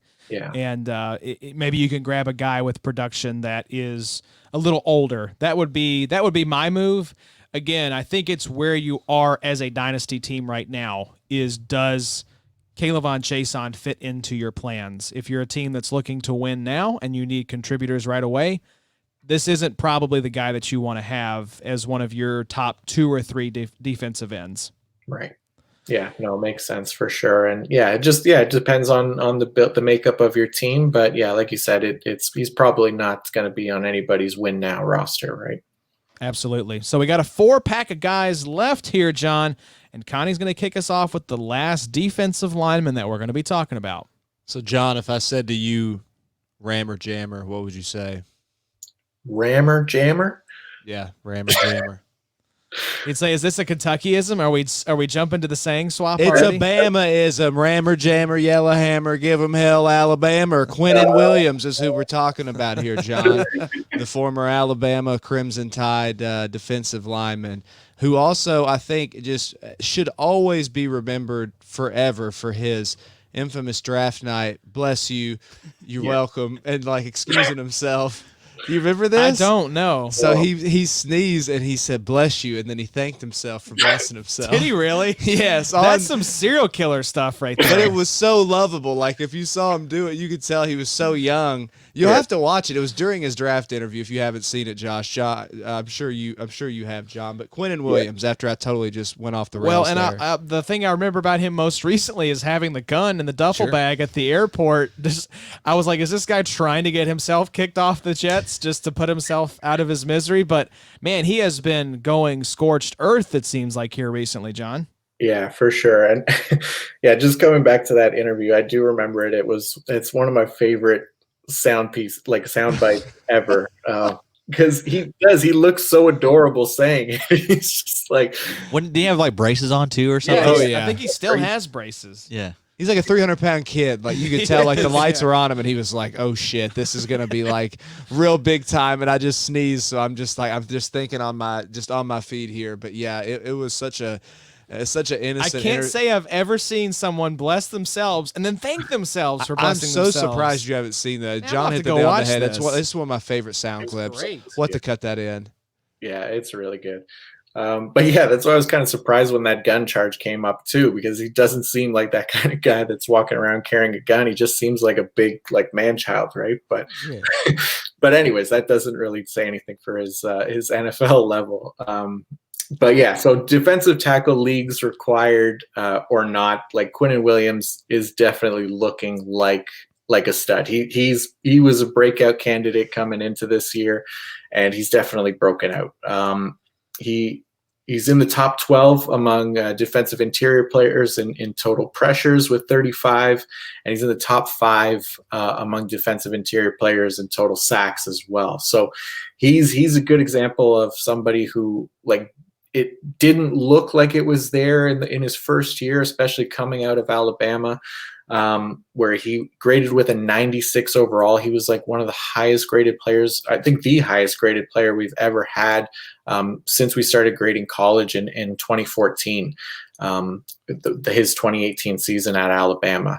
And it didn't look like that the first year, but you figure it takes some time, but he's looked a lot better since then, and he'd be somebody that I'd be excited about having on my roster for sure. Yeah, I mean, and also think about, Ed Oliver, a guy that I think a lot of people kind of assumed it wasn't going to be a bust, was kind of going to take that next step this next year, and it hasn't really worked out that way for Ed. And meanwhile, Quinnen, the guy I remember saying this in the offseason, he was like D-tackle 48. Yeah. Right. And I was like, this guy, I just don't see a path. He's D-tackle 2 right now. Wow. And it's like, what I want for my D-tackle position is, number one, don't crap my team. Mm-hmm. Don't give me a 0. But also give me a big blow-up week. Oh, yeah. Because if you can get like a 25-plus point performance from your defensive tackle, you probably win that week. And Quinnen Williams, week 2, went for 32 points. Week 12 against the Dolphins went for 28 points. Wow. And threw in a couple 16-point performances in there as well. Love to see that. So he's on fire right now.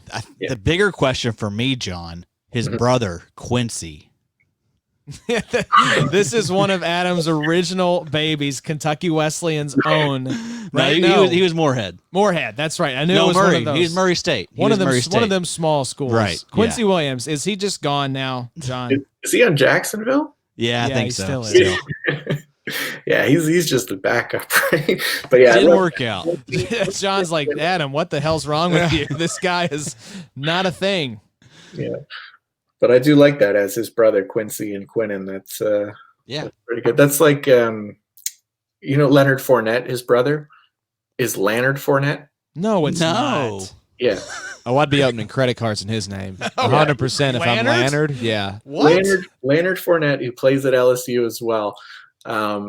There's Leonard Fournette and Leonard Fournette. I don't know how that happens. But Okay, Leonard's a name. Leonard is not a name. I It's don't just know like what- you're trying to make it sound like Leonard. yeah.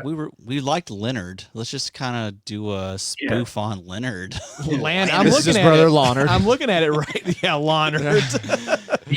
Leonard, in those things you wear on your neck. That's a lanyard, but yes, that's pretty close. Yeah, we're getting there. That's what we're kind of working You're to. in the ballpark. They just took one letter out. And I don't want to excuse Quinnen Williams bringing a gun on an airplane accidentally, but just a quick story here to go down Please memory don't. lane. Yeah. No, don't. Yeah. We don't want that to be public, but I know what you're going to You don't want me say. to leave that? Yeah, let's leave that one Okay, unsaid for the okay. sake of brought a bomb on an airplane. I did not, but accidentally had a family member. Yes, something we they will shouldn't leave have it at done. that. But yes, it is easier than you think to take a gun into an airport accidentally. Did I just get put on the no-fly list? You just did. for You're teasing blocked. that? Yeah. You're canceled from flying now. I'm canceled, So man. congratulations. You can't come visit Macri with us. So let's switch now to defensive backs, Addy, and talk about the other guy that's probably in the running for Defensive Rookie of the Year. It's our favorite body part. Yeah, slept on a little bit. Doesn't get to the respect it deserves. You know, these things can be powerful. Think of Jay Leno. I'm talking about Jeremy Chinn. Jeremy here. Boobies. That's right. There's a rebrand that needs to happen. Yeah, Jeremy Chinn. What's going Been on? great. Been great. So- he's safety 4, I think, right now. I think so. In my opinion, I mean he's number 2 behind Chase Young as far as rookie defensive player of the year. What say you, Macri? Yeah, I like that call. I think it's Jeremy Chinn. I mean, from an IDP perspective, for sure. Yeah, maybe Antoine Winfield Jr. is up there as well, but Chinn's making the big plays, right? So, and I think that's what's made him such a great IDP asset as well, is like his versatility. So he's shown that he can play linebacker, he can play deep safety, he works as a pass rusher. He's kind of doing everything, right? He wears many hats, and I think that versatility is huge in keeping a job kind of going forward, right? So his grade on the year is a 60.5. So again, it's what you would kind of expect to see from a rookie safety who kind of gets thrown into a starting job right away. You don't expect them to be putting elite grades together. But again, that it's been the versatility that's kept him on the field. And that's what's having him making plays, and it's made him such a great IDP asset as well. I like his outlook for Dynasty a lot, and he's somebody that I would be ranking up there with like the Jamal Adams and Derwin Jameses of the world kind of going forward. And that was actually kind of one of my other who would you rathers for Dynasty. Is would you rather Jeremy Chinn or Derwin James? Ooh, that's a tough one. I think it's again I think it's Chinn, just because Derwin, I'm kind of scared off on him now. Like, this is a trend. Like, it's every single year with the injury stuff. I'm not messing with it anymore. Man, I wish we didn't have the injury concerns with Derwin, because that's a more fair fight. I am spooked by that repeated injury history with. I don't like throwing around the injury prone label. I think that gets misused, but it is scary, the injury history that Derwin has had. So yeah, I'd probably go Jeremy Chinn. Just seems like a safer guy, younger guy at this point. But we know Derwin's upside. Yeah. If he manages to stay healthy, but unfortunately that's a big if. Yeah. And that role is safe there for Chinn. Think about what he's replacing. Eric Reed, and I know you can speak to this, John, but this was a guy that I was, probably one of the worst graded safeties last year.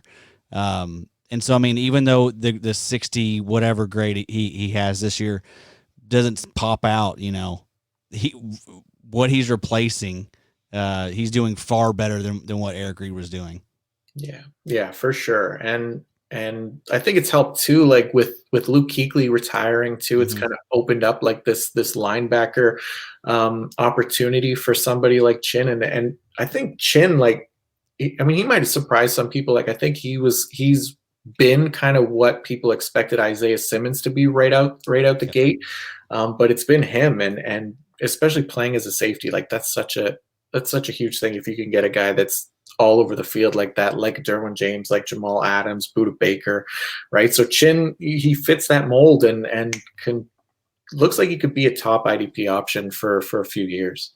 He's in the mix right now, top 5 dynasty safety for me. Agree. Top 3. I'm Budda. It's Budda, Jamal. And Chinn. I think that's where I would come down. Yeah. I agree. I like it.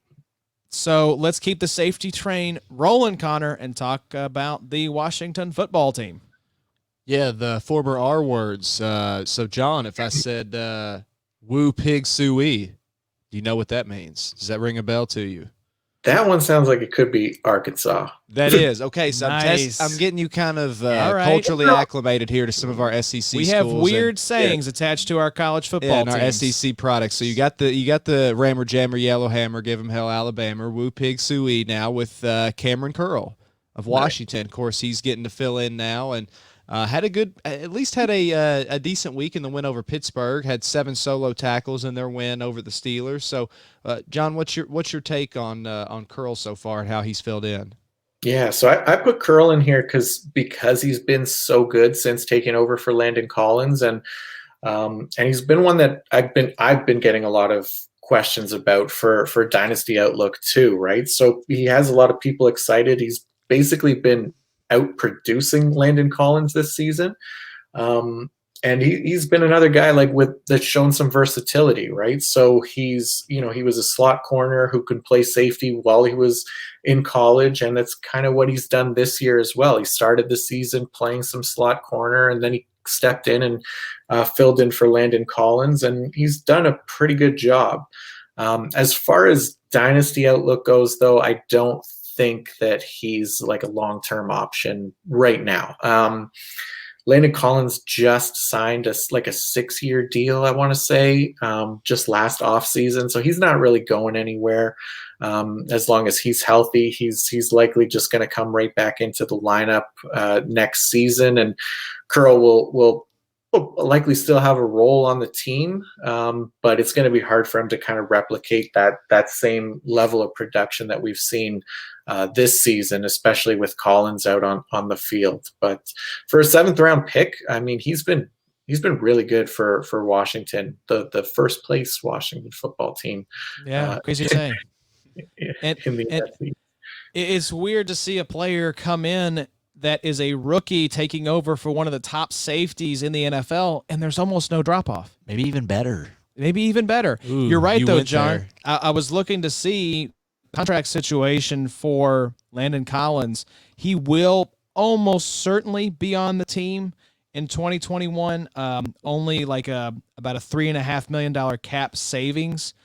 But in 2022, they can cut him and save about $6.5 million. So they have a potential out after 2022. But yeah, his contract technically does not expire until 2025. What is his cap hit? So cap hit for this season is 14.2.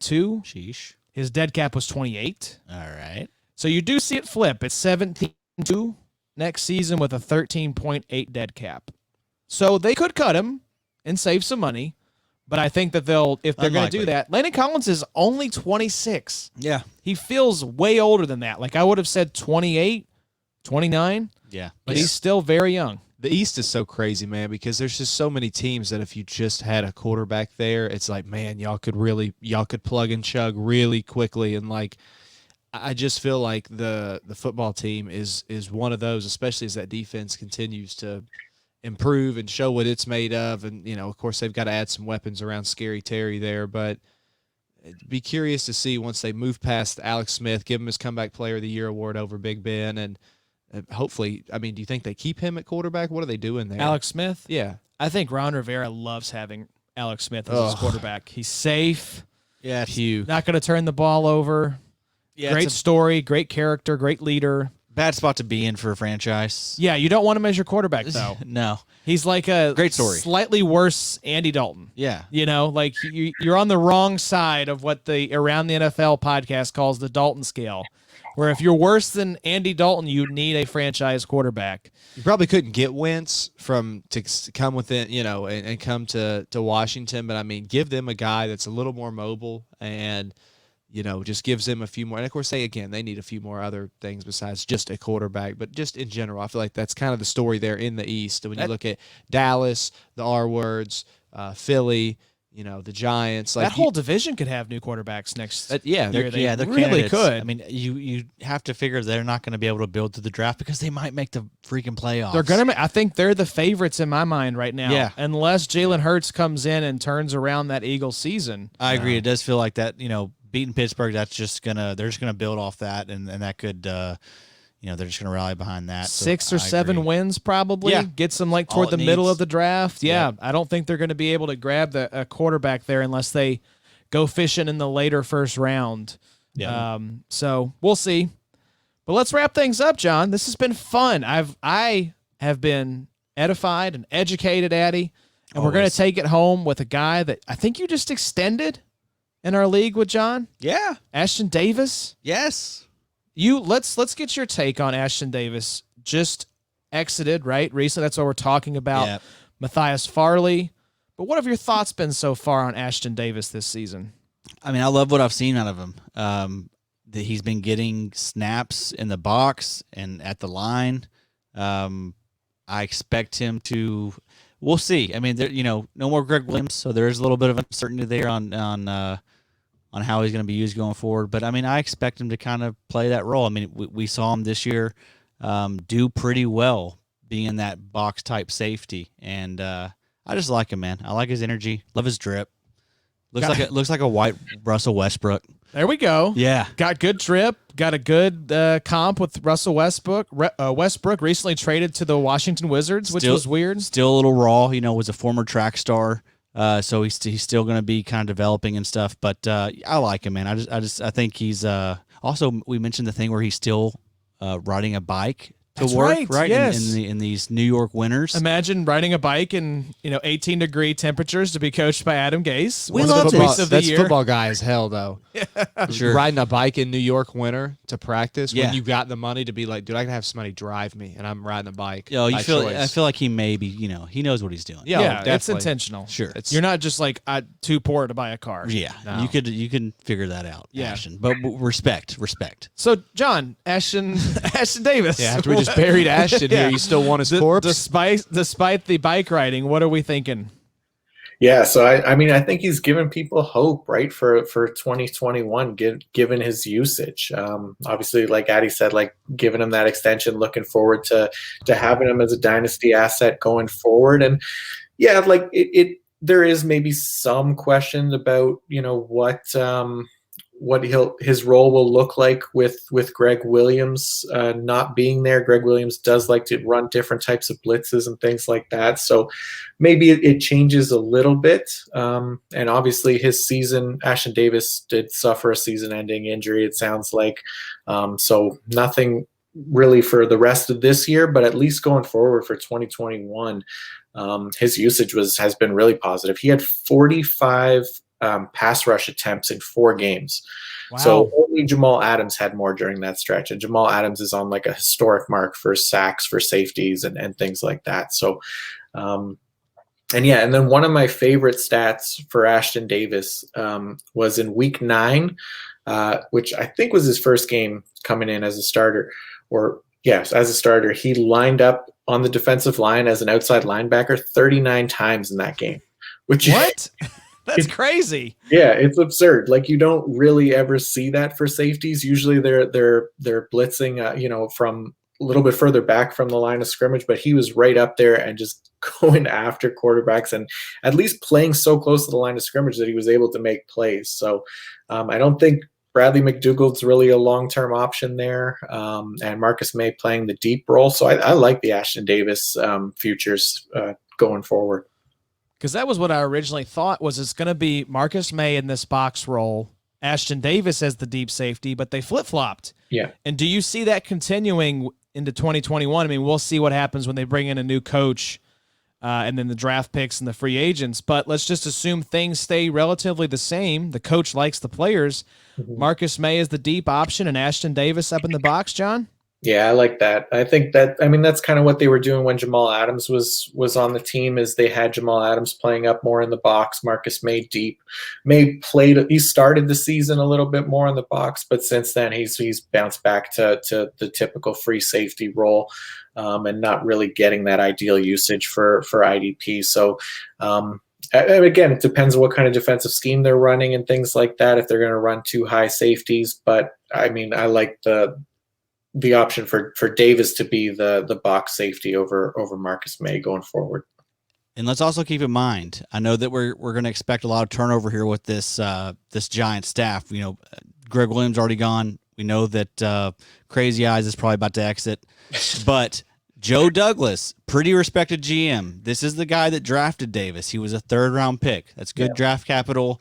Yeah, I think Davis is pretty secure long term. Yeah, Joe Douglas knows what he's doing, and I don't think he's going to be swept out.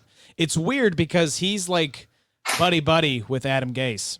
So Strange. It's going to be interesting.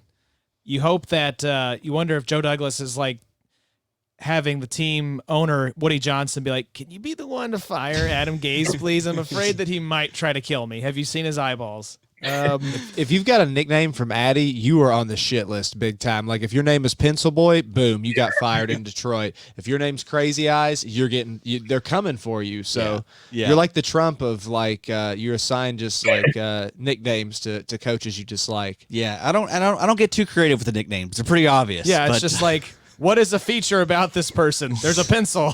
He's Pencil Boy. He is a boy, and there's also Crazy Eyes. Yeah, he earned that one, though. Gase, in that press conference alone, I still want to know what he was on, and I want some of it. I watched it. I went back and watched it the other day just because I wanted to relive it. It's a scene. It's a trip. Yeah. Sure. It's something, all right. Yeah. Well, John, thank you so much for enlightening our listeners. Boys, this was fun. I know I've got some thinking to do now about the dynasty assets in our main league, who I want to go after, who I want to try and sell, who I want to try to acquire.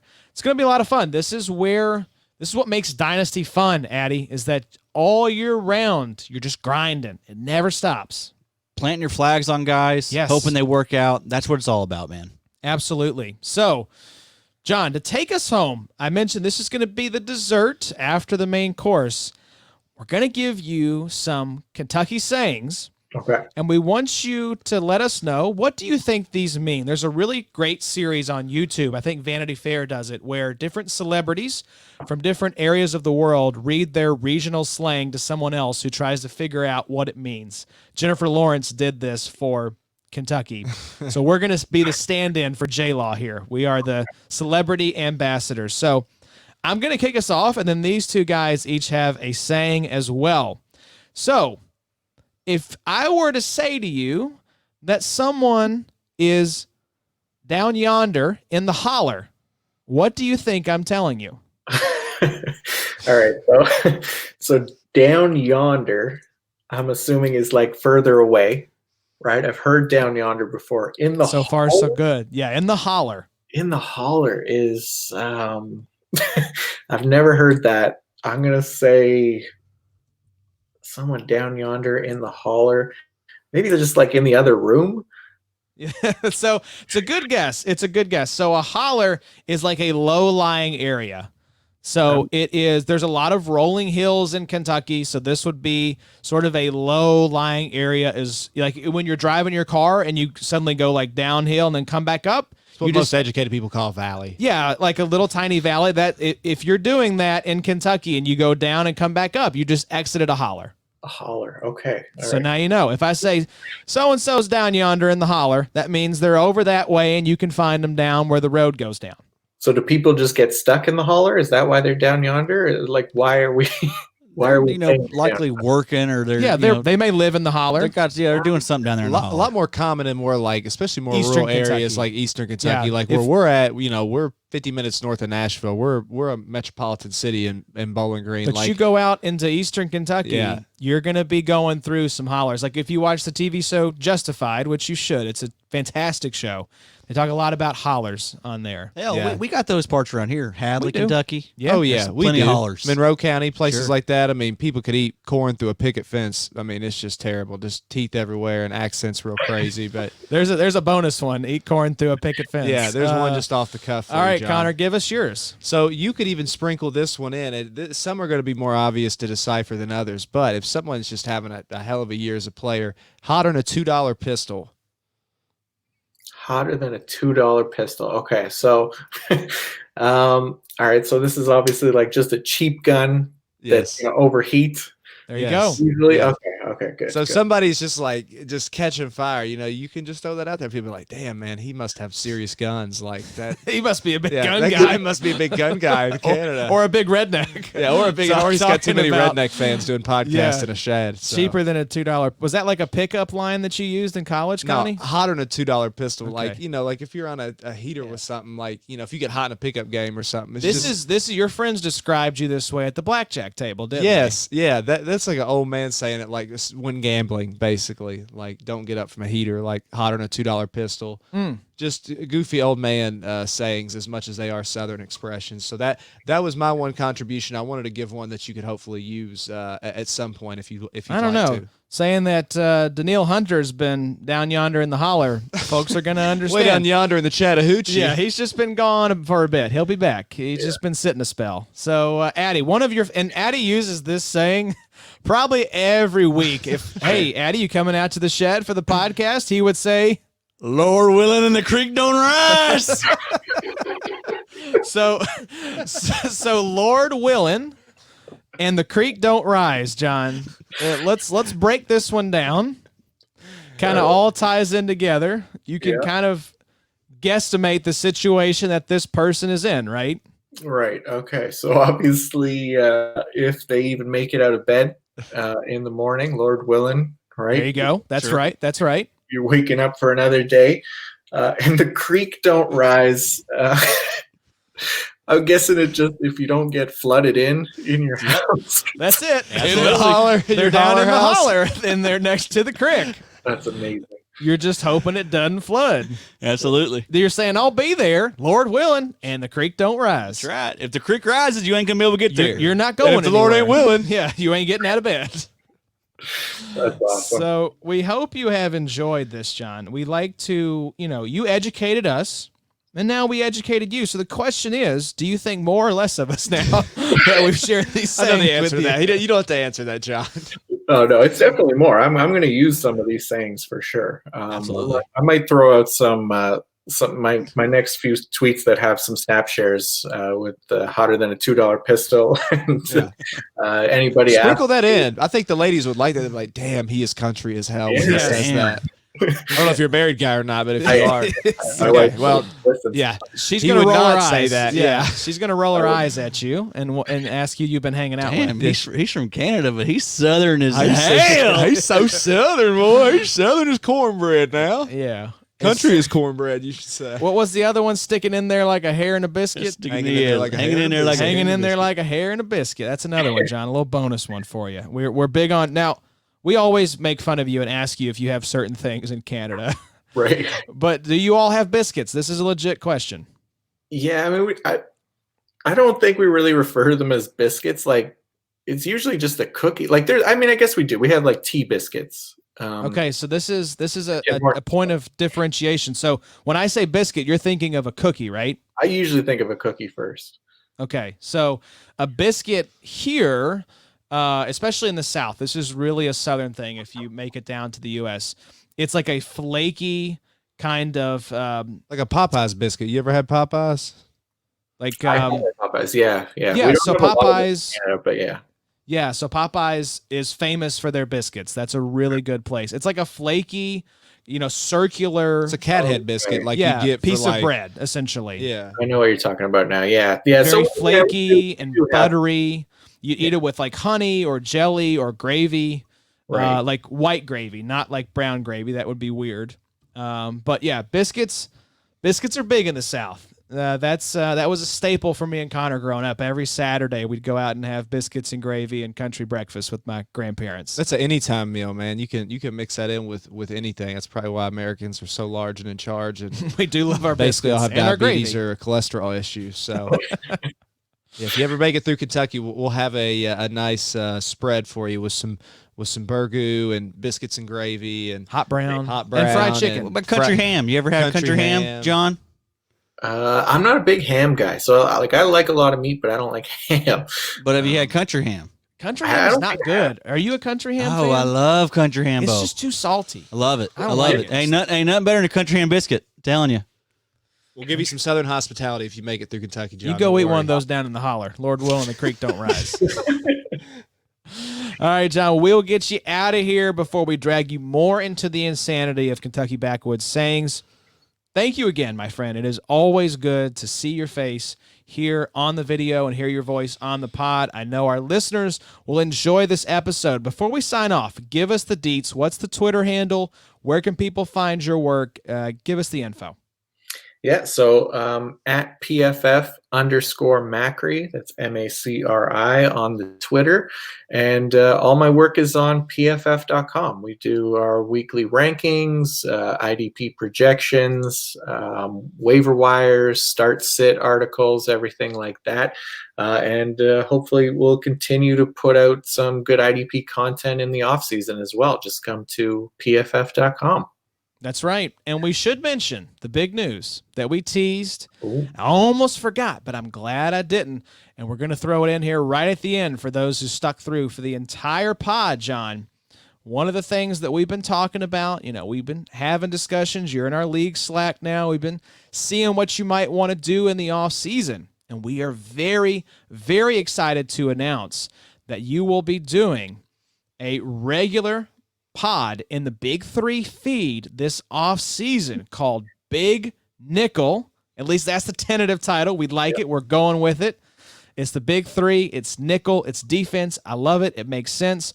So tell us a little bit, John, about what you're envisioning for this pod in the Big Three feed and what made you say yes to this crazy idea.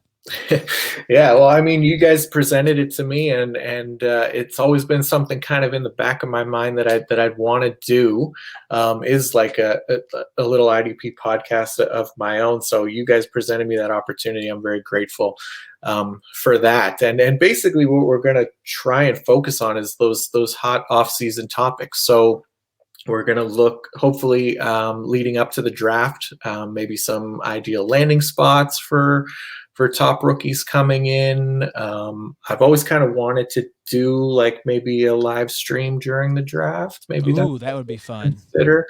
Yeah. Breakout candidates, good landing spots for free agents, things like that. Anything that I'm kind of working on throughout the year at PFF.com, little projects like that, we can bring up on the pod, have different guests on and things like that, and just talk some IDP throughout the off season because. Well, again, one of the best things about fantasy football and dynasty football is the season never ends, right? So we want to make sure we're covering all bases and getting the information out there. So it'll be fun. Addy, I know it's playoff time and that's exciting, but boy, I just kind of want to fast forward to the off season when we get Macri plugged into the feed. I'm pumped. I mean, I don't think that there's. I've talked, a lot of people about this. I don't think that there's anyone that has had a better debut year than Macri. Amen to that, brother. Crushing it, killing it. Seriously, the best Twitter follow out there, in my opinion, for the IDP world. If you have any questions about where guys are playing and lining up, Macri responds to you, and gives you all the info you could ever need. Crushing it. Happy to have you on board. Look forward to being a guest on your show. That's right. You'll have to. Will you have us on the show? Can we come on? Please have us on, John. Sure. Yeah, we'll see what the schedules are like and things like that. Wow, already a diva. He's learned from the best. Yeah. He's learned from the best. Well, John, again, thank you for being on. We're so excited for this offseason where you'll be joining the Big Three feed. As we sign off here, is there any parting words you would like to leave with our listeners? Yeah, just thank you guys again. Everybody that I've interacted with, that you guys have drawn in my way, has been really great. All positive interactions, and looking forward to just interacting more with the IDP community. And it's been great. I've really enjoyed it, and hopefully we'll get to keep doing it for a lot longer. So thank you guys. Well, I'll say this, man. There's a lot of people on Twitter that don't deserve the followings they've had or anything coming their way. That's not the case with you. You put out unbelievable content, and we're just blessed to have you. I appreciate that. It means a lot. Thank you. We're team blessed, and I hope they didn't tell you that I called you Marcy the first time I heard about you. And if they did, we need to cut this out. Yeah, I did hear it. I actually heard it.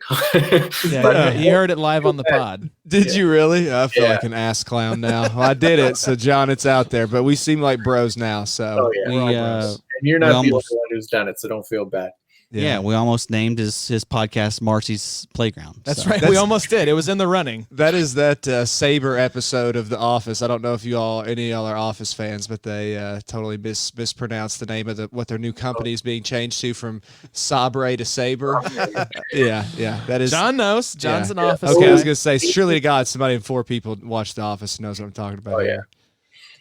Well, thanks again, John. We want to give a shout out to our patrons, Joseph, Bobby, Jason, Nico, Lauren, Aaron, Tom, and DJ Caltown. We appreciate you all so much. We'll be back at you guys next week. We'll have an episode, and then we will have we'll be going every week this month. And we should point out, we're doing something a little different, Addie, coming up the last week of December. I believe it's December 29th. Possibly a lunchtime sode with one of our favorite guests, Tom Kislingberry, is going to be back on the pod.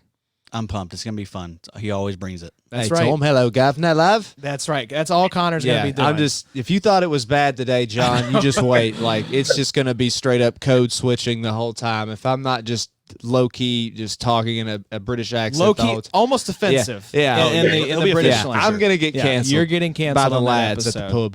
By the lads at the pub. Oh, my goodness. All right. Well, thank you again, John. Thank you to our listeners. Stay safe. Good luck in your fantasy playoff matchups, and we will see you all next week. This is Big 3 IDP. Catchers in the league going in every week, racking them points up. Who got the streak? Cause we joking and having some fun. Yeah, this how the crew getting it done. I'm talking Josh, Adam, and Connor. Yeah, this a command and conquer.